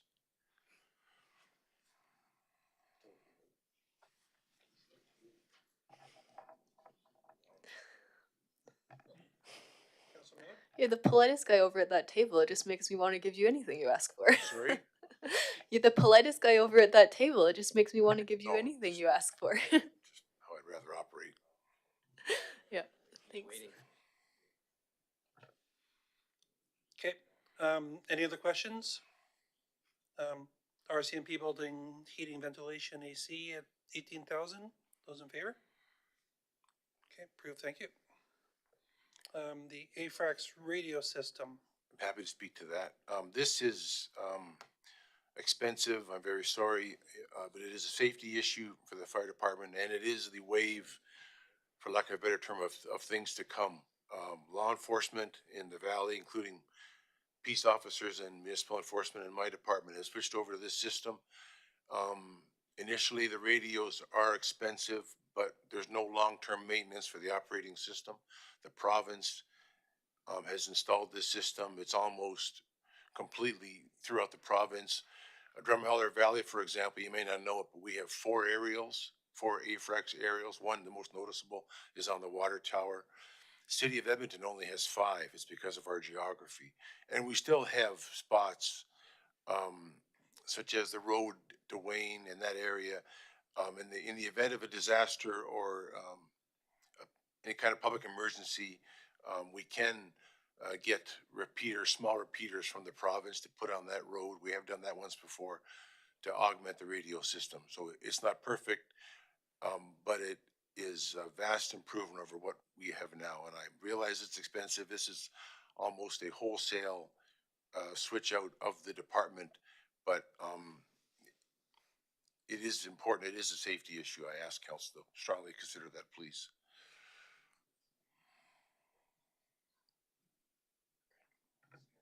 I'm just wondering, when I worked for the town in, I believe it was 05, 06, this came before town council at that time, and I thought at that time it was approved, and obviously it never did happen. Actually, Councillor Hanson, it took quite a while for it to become implemented. I was still with the RCMP when they had not trying to sound funny, but it's going to sound, they had a traveling road show in a van to sell the AFRAC system. It went around all over Alberta, and it was just like something you'd see in a carnival. It was outfitted inside with videos and radios and try this and try that. Before the system, yeah, there was a lot of talk before the system finally got hold, to the point where even after I left the RCMP and came to work for the town of Drumheller, the system was still fledgling. And we were still dealing at the time with, uh, with the, under the auspices and permission of the government, radio salesmen for Harris and Kenworth and or Kenmore in different places, coming around trying to sell radios under contract to the province or to the fire department, to us, everybody but the RCMP, who then went to their own system, which we're in the process of trying to get access to that system, but it's not an overnight thing. And theirs is especially cryptic, if you want, for lack of a better word. It's meant to be that way for safety and security. Just thinking about saying that there still are areas that we do have sort of some dead spots. I find this quite fascinating, the truck mounted repeaters, and those would be able to potentially, like, I see the idea of bringing in repeaters, but at an emergency scene when time's of the essence, that this should kind of guarantee communication. It is said to be Mr. Kalafa, but in all honesty, sir, I have not seen that. It is believed that a large truck with repeater on the Wayne Road, perhaps at a disaster or a fire or something, would be able to, cross the issues with a repeater. And that's what we're told. And I believe that to be the case, but I have not witnessed that, so I would hesitate to, swear to it on a stack of Bibles, so to speak. But this is stocked within the system. This is the concept, sir, yes. Cool, thank you. I have a question on that. Following that line, did you say the RCMP have these in their vehicles? Mr. Mayor, the AFRAC system, the RCMP has a version, but it is not accessible. It's got its own interior, internal security thing, so its communication is restricted. Oh, I'm just wondering if you could, like, when you go to the Wayne Hotel, if you can talk with Drumheller. Because Yes I know on the yes, fire yeah. department, we couldn't. Yes and no, yeah. Okay. And they have the same reliability, I understand, as we do with our AFRAX radios. Okay, no, that's good, cause I know you weren't able to before with the fire department. Sure. Will this be a publicly accessed frequency like UHF, or? The AFRAX? No, it's not a publicly access thing. It's meant for first responders. Now, the town of Drumheller Public Works could sign into the system, but it's a bit of a different, buying licenses and buying the town could buy into it, but it's a separate parallel operating they would have AFRAX radios, but it would be, not not the same system as ours. Same procedure, I should say, so. So you talk about the community police program. Is that the Citizens on Patrol? No, municipal enforcement, sir, I mean, the peace officers and the municipal enforcement officers Peace in my officer, department. yeah, and bylaw, yeah. Yes, sir.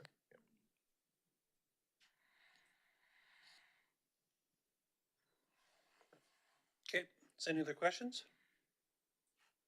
Those in favor of this project, no, it's a big price tag, but I have a bit of knowledge about this too. It's a standard. You know, this is what everyone's going to, and for us to properly communicate with other levels. It's, unfortunately a necessity. That was, majority there, so thank you. And then turnout gear, which is on page, Well, the East Cooley Bay doors, I asked that be struck. No, That that's has fine. been struck, okay, yep. And, that would leave us with, the chief tries to keep a rotation and, renewal of turnout gear for all the firefighters, and this is by no means, would buy it for everyone, but it would be allow him to rotate in and out sets that are expiring and do wear out, that are timed out basically for safety reasons. Um, so this being a safety issue, and it would be critical for the firefighters, I asked this remain if that's at all possible.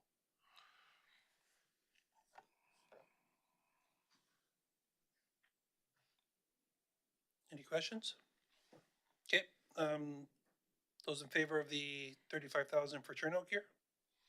Okay, approved, thank you.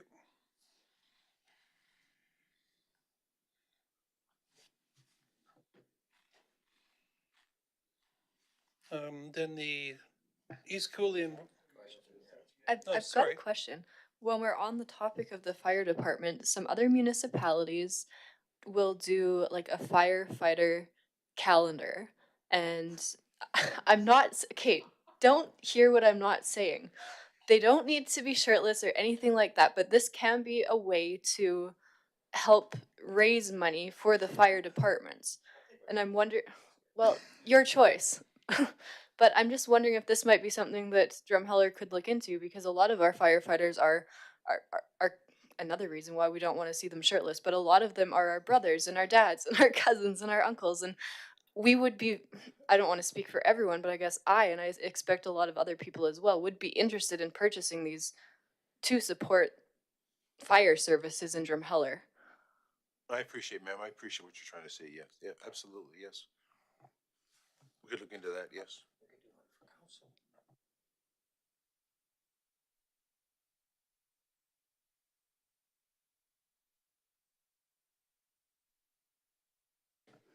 Okay, the East Cooley and Rosedale fire hall lights.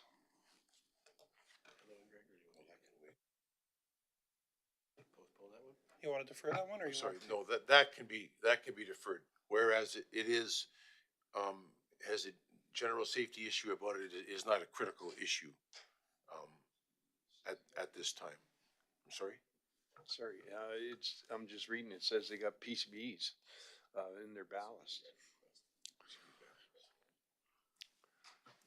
Yeah, that didn't come from me. Who wrote the PCB? I'd be happy to check on that and get back to council. That did not come from myself. Sorry, your worship, that would have been a request of the facilities department, so they would have gone in and looked at those lights and suggested they upgrade them to LED.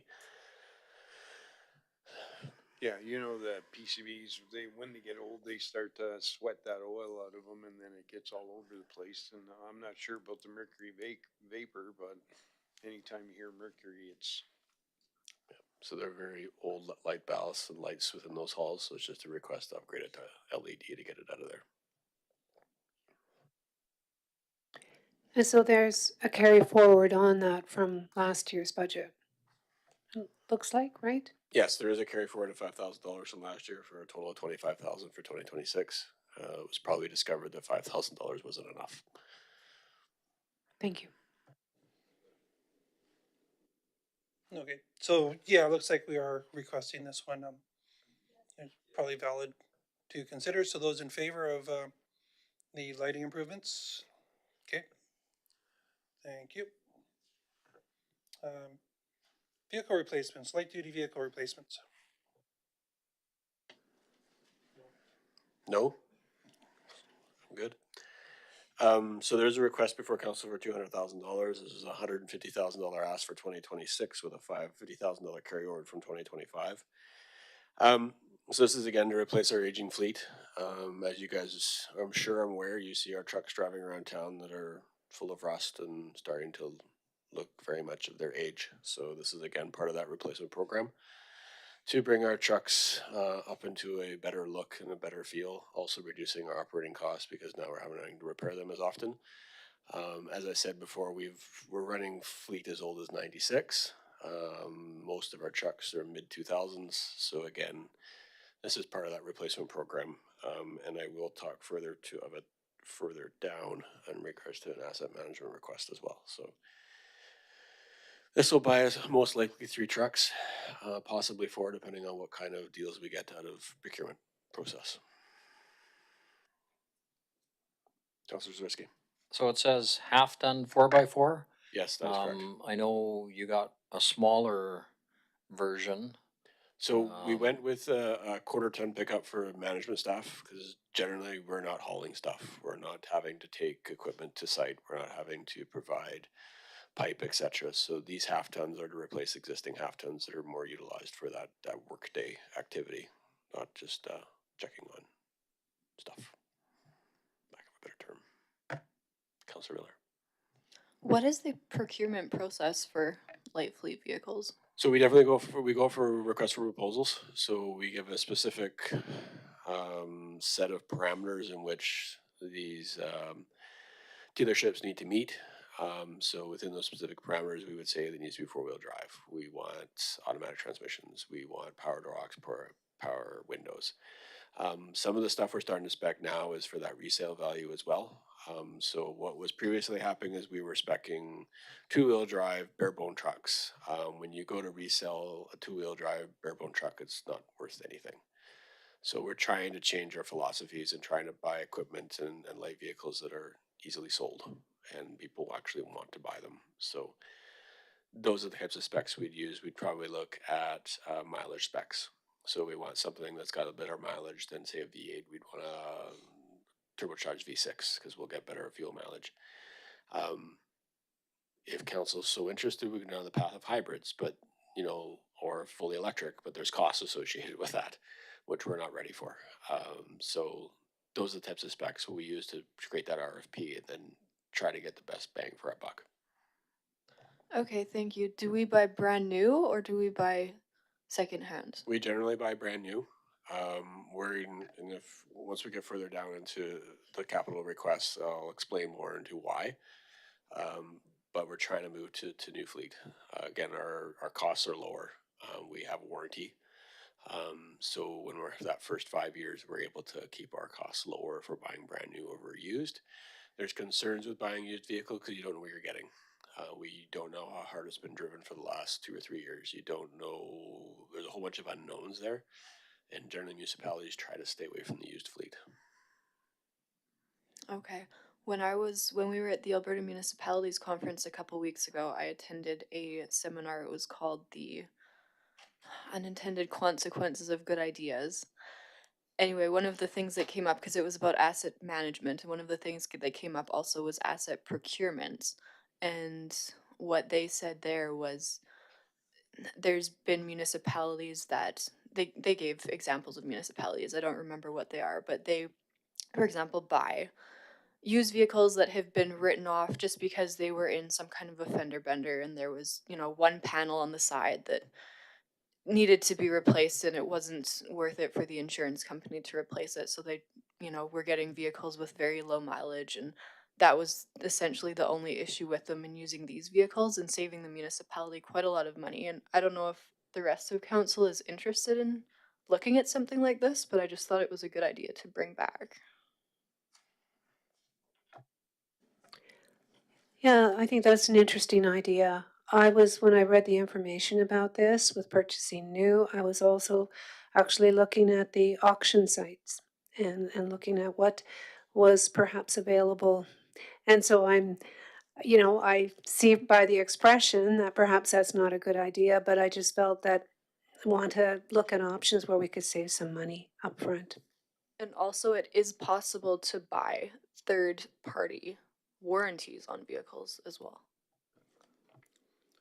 So, not to step on the director's toes, I'm gonna jump in on some, because I was responsible for procurement at municipalities before. Purchasing used, I agree, while desirable, is very problematic. Because the way that we do it, we try to be neutral when we ask for what we want. So we say we want this, this, this, and this. When you do that with new vehicles or new equipment, you know what you're getting when you ask for those. If you do it for used, the responses you get are not as truthful or as known as a new vehicle. So if you say, well, I want this and it can't have done that or can't have done this, there's no guarantee that it's going to meet some of those specs. It also comes down to, um, you know, if you go out and you find a deal, there's a whole bunch of problematic aspects to that because, as a town buying a used vehicle off someone's brother-in-law, giving people authority to sort of do that and make those decisions is very, very difficult. Auction sites, like online auction sites and that kind of stuff, you're you're putting decisions into people's hands that don't really sort of go with best practices and independence, I'll say. It's difficult to sort of go down the used vehicle road for a bunch of reasons, and in that decision making and independence and stuff is kind of difficult. I probably didn't explain that very well, but it's okay. Do not municipalities get kind of a special deal from some of the automotive companies? Like we get them for a fraction of what the retail cost usually is?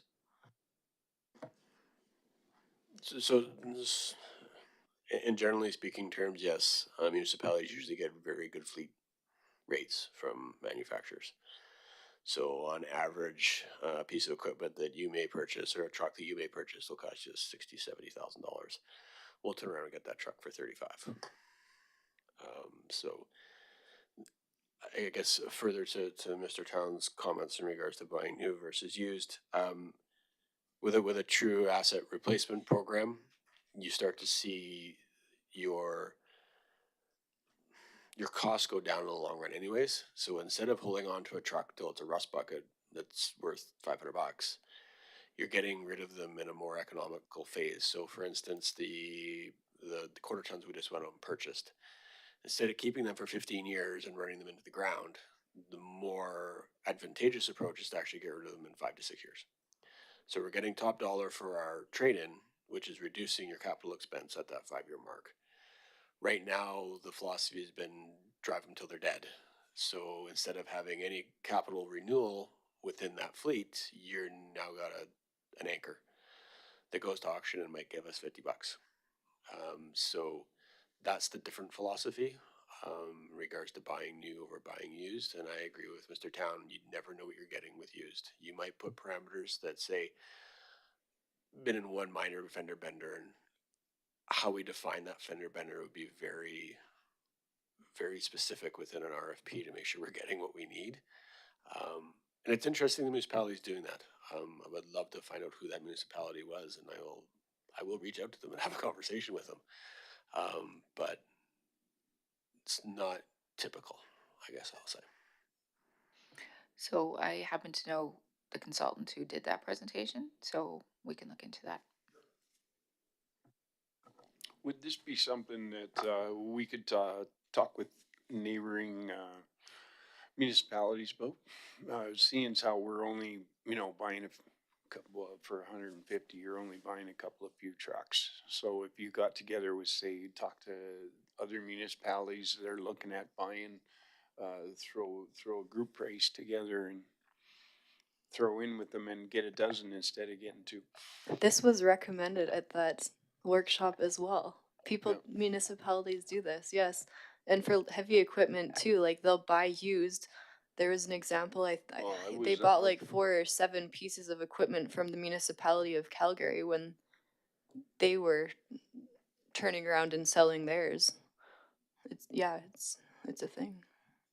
I'm just saying, on that, didn't hear the used part, but I just thought new, if you got together, if you talked to Rocky V, yeah, that's right. If you buy a few more, Yep. So that used to be a philosophy. I will tell you that the ability to purchase in quantity used to actually mean something.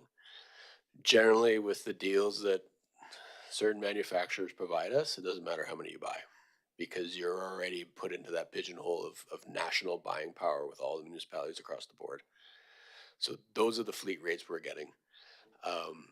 So it's, and again, I don't want to go to the path down who, because there's discussions in regards to that, but generally that manufacturer cannot be beat because it's the buying power across Canada. well, if you're getting a $60,000 truck worth 35 for 35, I mean, why look at a used one at all? I think, as long as we can afford it, I think the only way to go is new. A good example is something that happened in a short past, or past greater. The turntable broke, the gear drive on the table. It cost $100,000 to have another one put on, and it broke 3 weeks later. And so you have the same issue. We'll be way further ahead, being a little more careful what we buy, but to buy used is just, maybe some of the small villages or something, it might be feasible because they don't have the funding. But I think from my perspective and what I've done work with in the past, like, it's just not worth it. It costs you more in the long run. And because there's so many sensors and all this stuff now, that all it takes is one sensor and it's $25,000. So definitely better. In my belief, that go with new and go with a warranty where it is covered from the manufacturer. Okay, thank you for all your answers. It was just something I wanted to bring up. It doesn't really matter that much to me either way. But we will have that conversation with a consultant. I'd actually like to know more about that. Okay, any other questions? Okay, so approval at this one for 150,000 this year with the carry forward. Okay, approved, thank you. Oh, this one, yeah, dump truck, this, we all know about this one, so go ahead. Well, if you know about it, you guys have already approved this one. All in favor? Thank you. Thank you.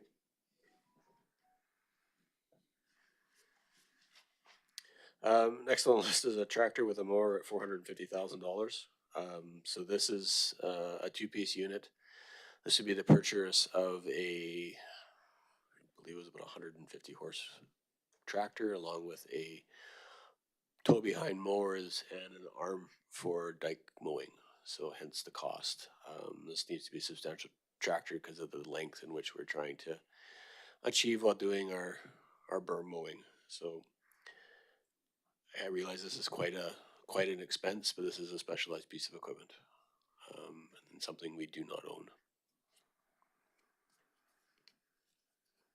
Yes, Councillor Hanson. Just to help everybody out with this one, when they started working on the berms, there was what's called a spider mower with remote control that was purchased. I was one of the lucky ones that got to run it right off the bat. Ha ha. It cannot do the job that it was bought for, not by a long shot. You'd only be able to get about halfway done. You'd have to start all over again. So someplace it's never going to happen. You're never going to get it mowed. It's unfortunate. Unfortunately, it was bought or purchased without getting enough information on its capabilities. And it also, in order to use it, you would tie up a pickup truck because at a certain point, it sets off an alarm and it can't function anymore on its own. Then you have to it's got a winch line on it that you hook onto the bumper, And then the winch line is controlled the same RPM as what the mower's running at, so it pulls itself up the hill. And then you gotta offset it and then down again, and then once you move far enough, then you gotta move the truck ahead and then repeat the whole process again. So it definitely wasn't a good idea behind it, but we have one if anybody wants one.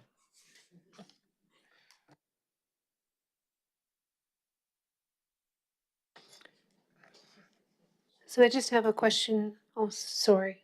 Was somebody else? I just had a question about the tractor. Would we be able to use that tractor for any other purposes? So over time, yes. The initial purchase would have a tow behind mower, so we would start using it for a lot of our ditch mowing and et cetera that we're using golf course designed mowers for right now, which we are, lack of a better term, destroying.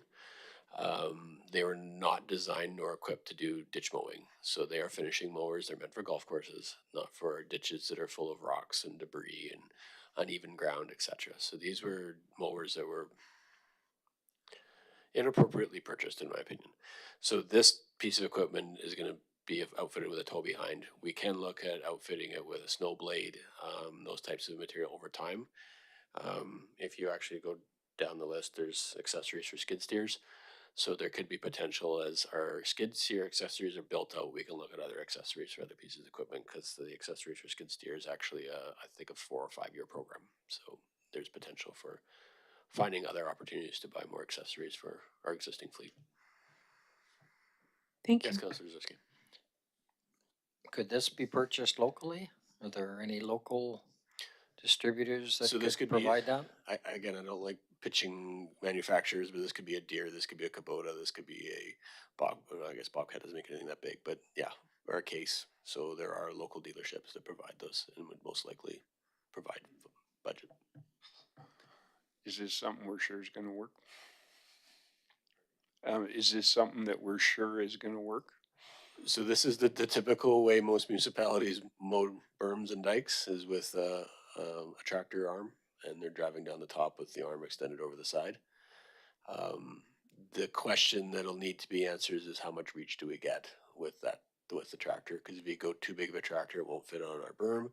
If you go too small, it doesn't have the counterweight, so the thing will topple over. So there's going to be some give and take. So we may not get the full side of the berm with this tractor. We'll get 80% and have to clean up maybe the last 20 with a hand mower or whatever. Okay, thanks. And we have people on staff who are able to drive this tractor. Yes, we have equipment operators on staff who would be trained to use this piece of equipment upon purchase. Alrighty. Councilor Hanson. I'm just looking at the size of it here. We got 18 to 20 foot. So that would be a batwing mower, which it is capable. You got the 5 foot section right behind the tractor. That's stationary. It can go up and down, and then the two sides, they're flexible. They can either go down more or lift up, or you can lift one up and just have one. So it's definitely handy unit, especially if we're doing the rails to trails now, where we're mowing, going out to Rosedale and stuff like that, and you'll be able to have the main part behind the mower, so you can do that and the side at the same time and hang the mower, the wing out over.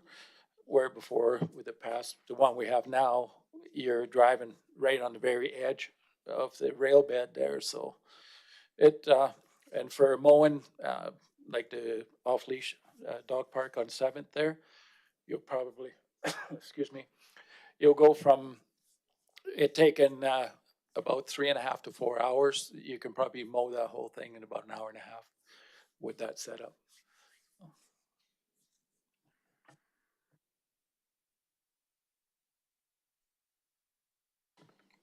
Okay, no other questions? Sorry, is that a question or a vote? Okay, so those in favor of the mower, 450,000? Okay, thank you.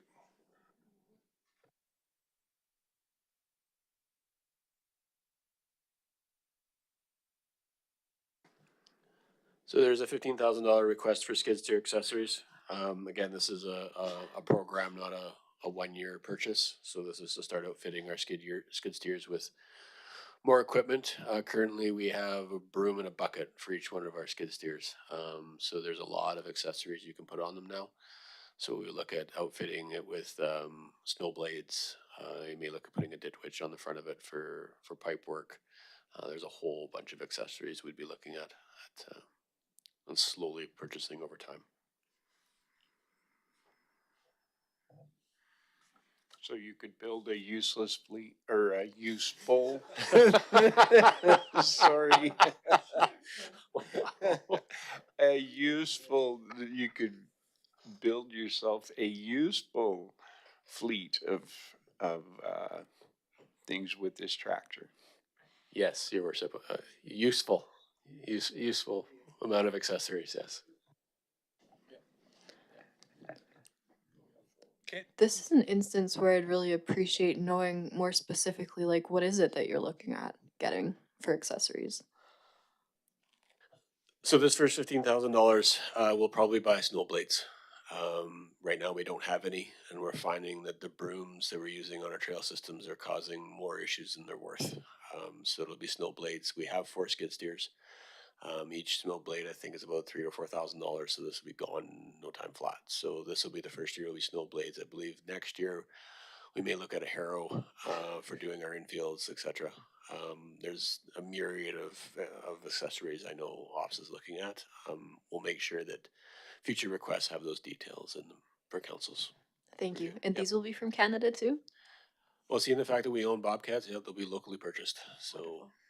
Thanks.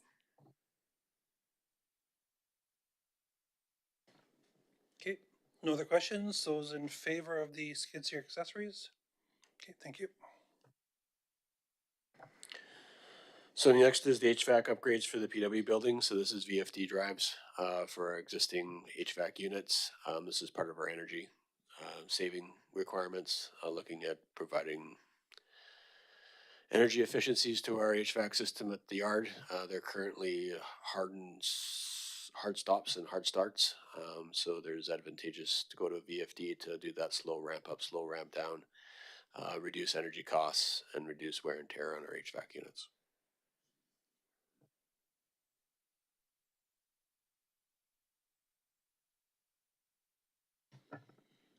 Okay, not seeing any questions. Those in favor of the HVAC upgrades? Okay, approved, thank you. So as alluded to earlier, so this is a fleet asset assessment. So this is going to analyze our fleet from not only a replacement perspective, but trying to right size it.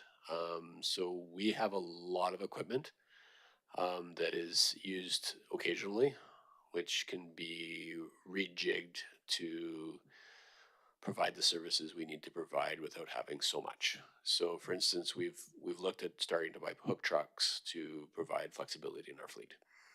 So instead of having one truck that's dedicated, for instance, to garbage collection, we now have one truck that has a garbage box, a dump box, and soon to have a flat deck. So now all of a sudden I've turned one truck into 3 pieces of equipment. So as part of this fleet assessment, that would be looked at, as well as it would give you age of equipment, replacement schedule for the next 20 years to give council an understanding of, what your fleet is going to look like cost-wise for the next 20 years, what those renewal rates are. Look at options for maybe we don't replace X and we buy Y because X is not needed, and just basically outline the next 20 years with our fleet. And that's part of your asset management program is starting here from a fleet perspective only. Just Councilor Miller. As a way to possibly save money, would it be feasible to have the people, like I guess yourself and whoever's working with the fleet, do an assessment like this, or is this just not possible at all? So I've tried to ask my team to get this done. Unfortunately, we just run out of time, and we don't have the capacity to get it done. So hence why the request for a capital project was initiated. It's been something on my to-do list for the last year and a half, and unfortunately, we just don't have the horsepower to get it done internally. Normally, this is done internally, but just to get it done off the books and to get that plan in place is the request for this $45,000. So who would do this? So I've done this in the past, so I'd be bringing in an outside consultant who's usually financially savvy.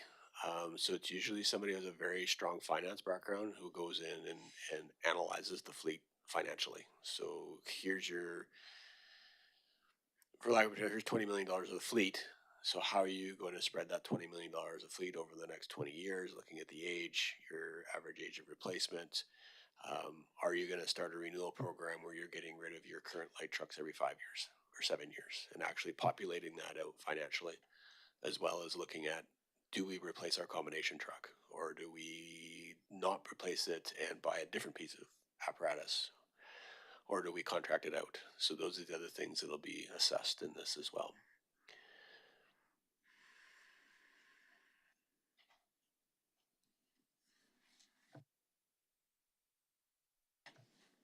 Any other questions of council? Okay. Oh. Go ahead.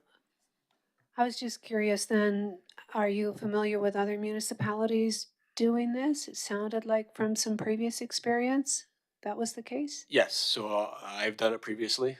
A lot of municipalities I've worked with have done it before, and it's something I've seen done in, generally in the, not I would say larger municipalities, but the 15,000 people plus municipalities where their fleet's a little larger. My concern is our fleet is actually quite large for the size of our municipality, and I need to understand why this has gone to the way it has. We have a lot of equipment that sets, and then gets used and then sets. So I need some program to understand what that looks like and to have that conversation with you guys. I have a question for our CAO actually. Was it you who told me after the conference that it looks pretty likely that the Alberta government will be legislating asset management plans and possibly or probably coming up with grant funding for municipalities to do these? If that's the case, I'm just wondering if it might be worth waiting a year or two to try and secure grant funding for it. Just a thought.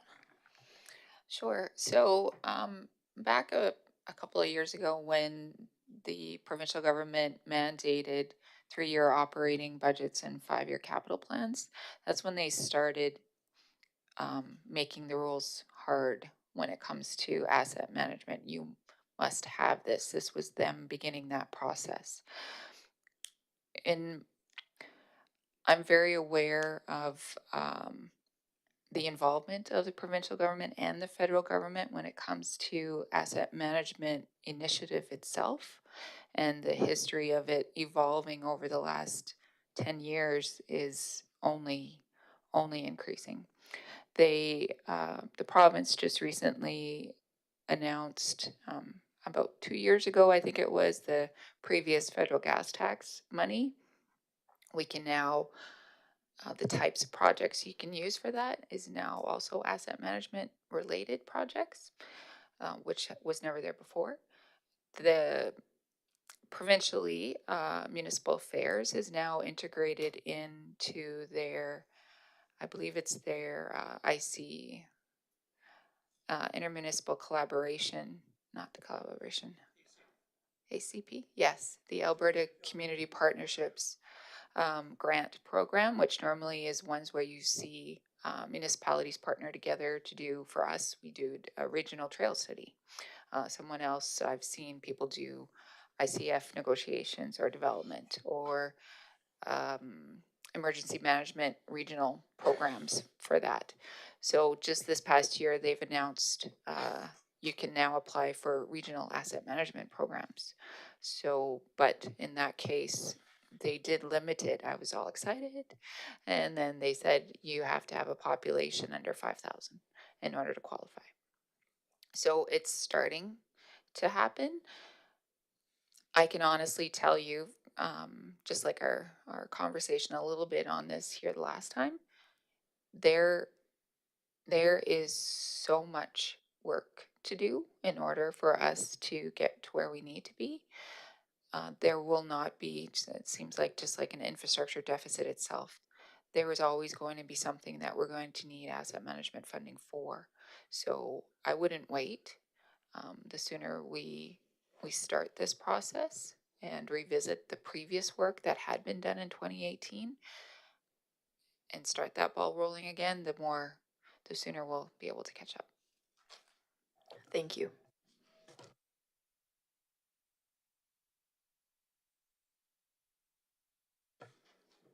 Okay, seeing no further questions, those in favor of the fleet asset assessment at 45,000? Okay, thank you.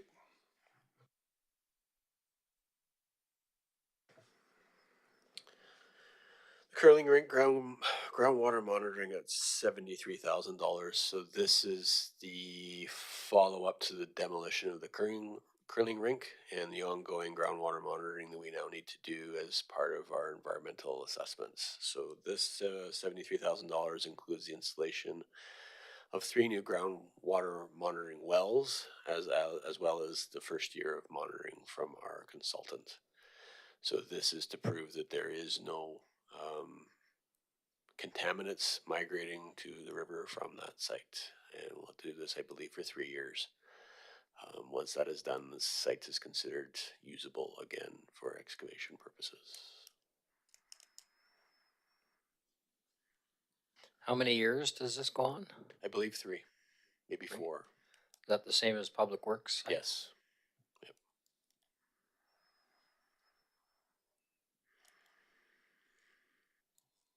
Okay, this is an environmental requirement, so those in favor of this project?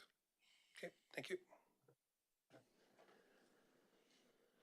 So last for this area, hang on before I say last for this area. Yes, last for this area is a radial arm saw for our wood shop. It's a safety problem. It's an old saw that has none of the required safety functions for the radial arm saw and needs to be replaced. So there's a request to replace the entire unit with something that has the proper braking systems for blade stoppage, bring the saw up to the 21st century. I believe the saw was probably 15, 20 years old at this point.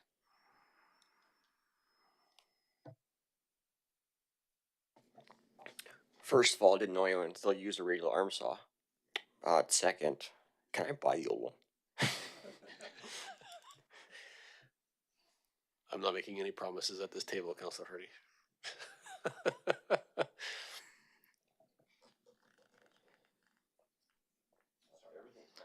I was looking at radial arm saws, and I couldn't find any online that were anywhere near $8,500. I'm just wondering, is there like more equipment included in this, or what is that entire cost?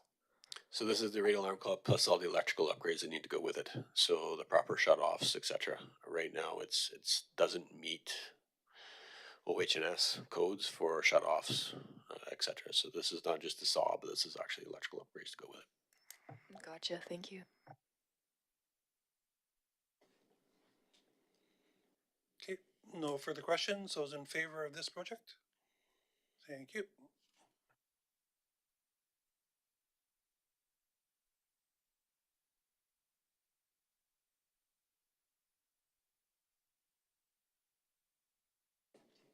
Let's take a pause, ask the question. Okay, again, this is a natural stopping point too, since we're moving into a new department area for our capital program. Council, what are we doing? Are we proceeding or are we?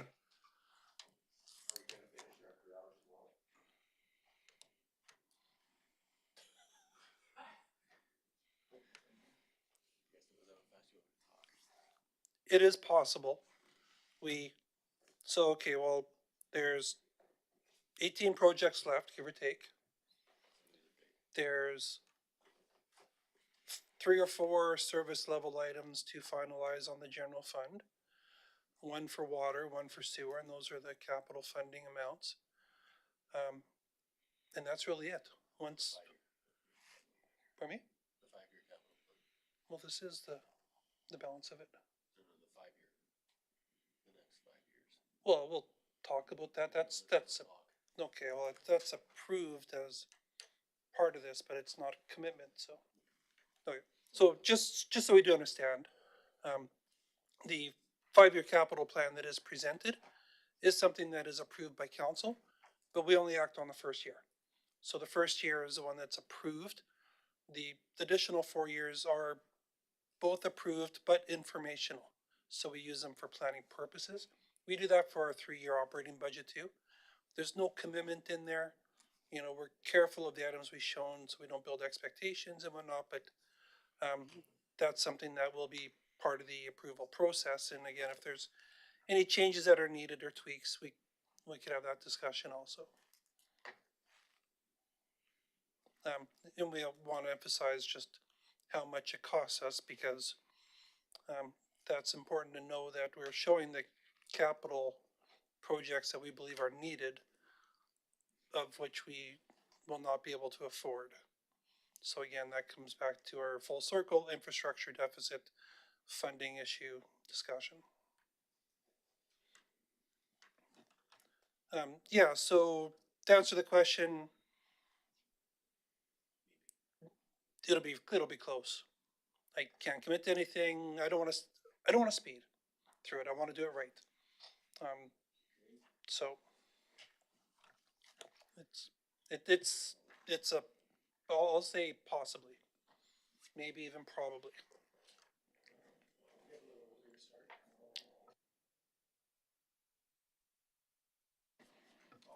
Go ahead, Councillor So, McNeil. so yeah, we have close to 3 hours tomorrow, but then potentially we do need more time. So my question is, for the December 16th council meeting, will we have more time that we can dedicate to this?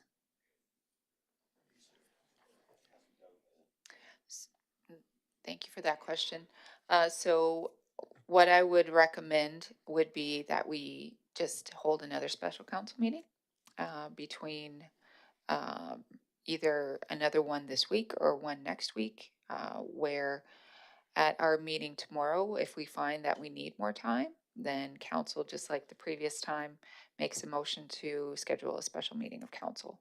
So we would add probably, in order for us to give finance 100% enough time to pull together the final with all of the changes, I'd probably suggest it to happen the Monday before our committee of the whole meeting, or even potentially to start to hold it prior to the committee of the whole meeting and to have it in the early afternoon. And then our committee of the whole meeting is rather short this next meeting here, so that is an option too. Not with this item on it.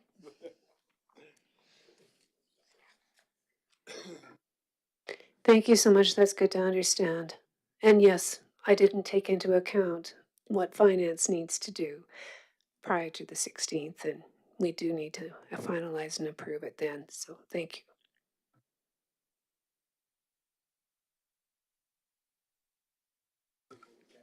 So,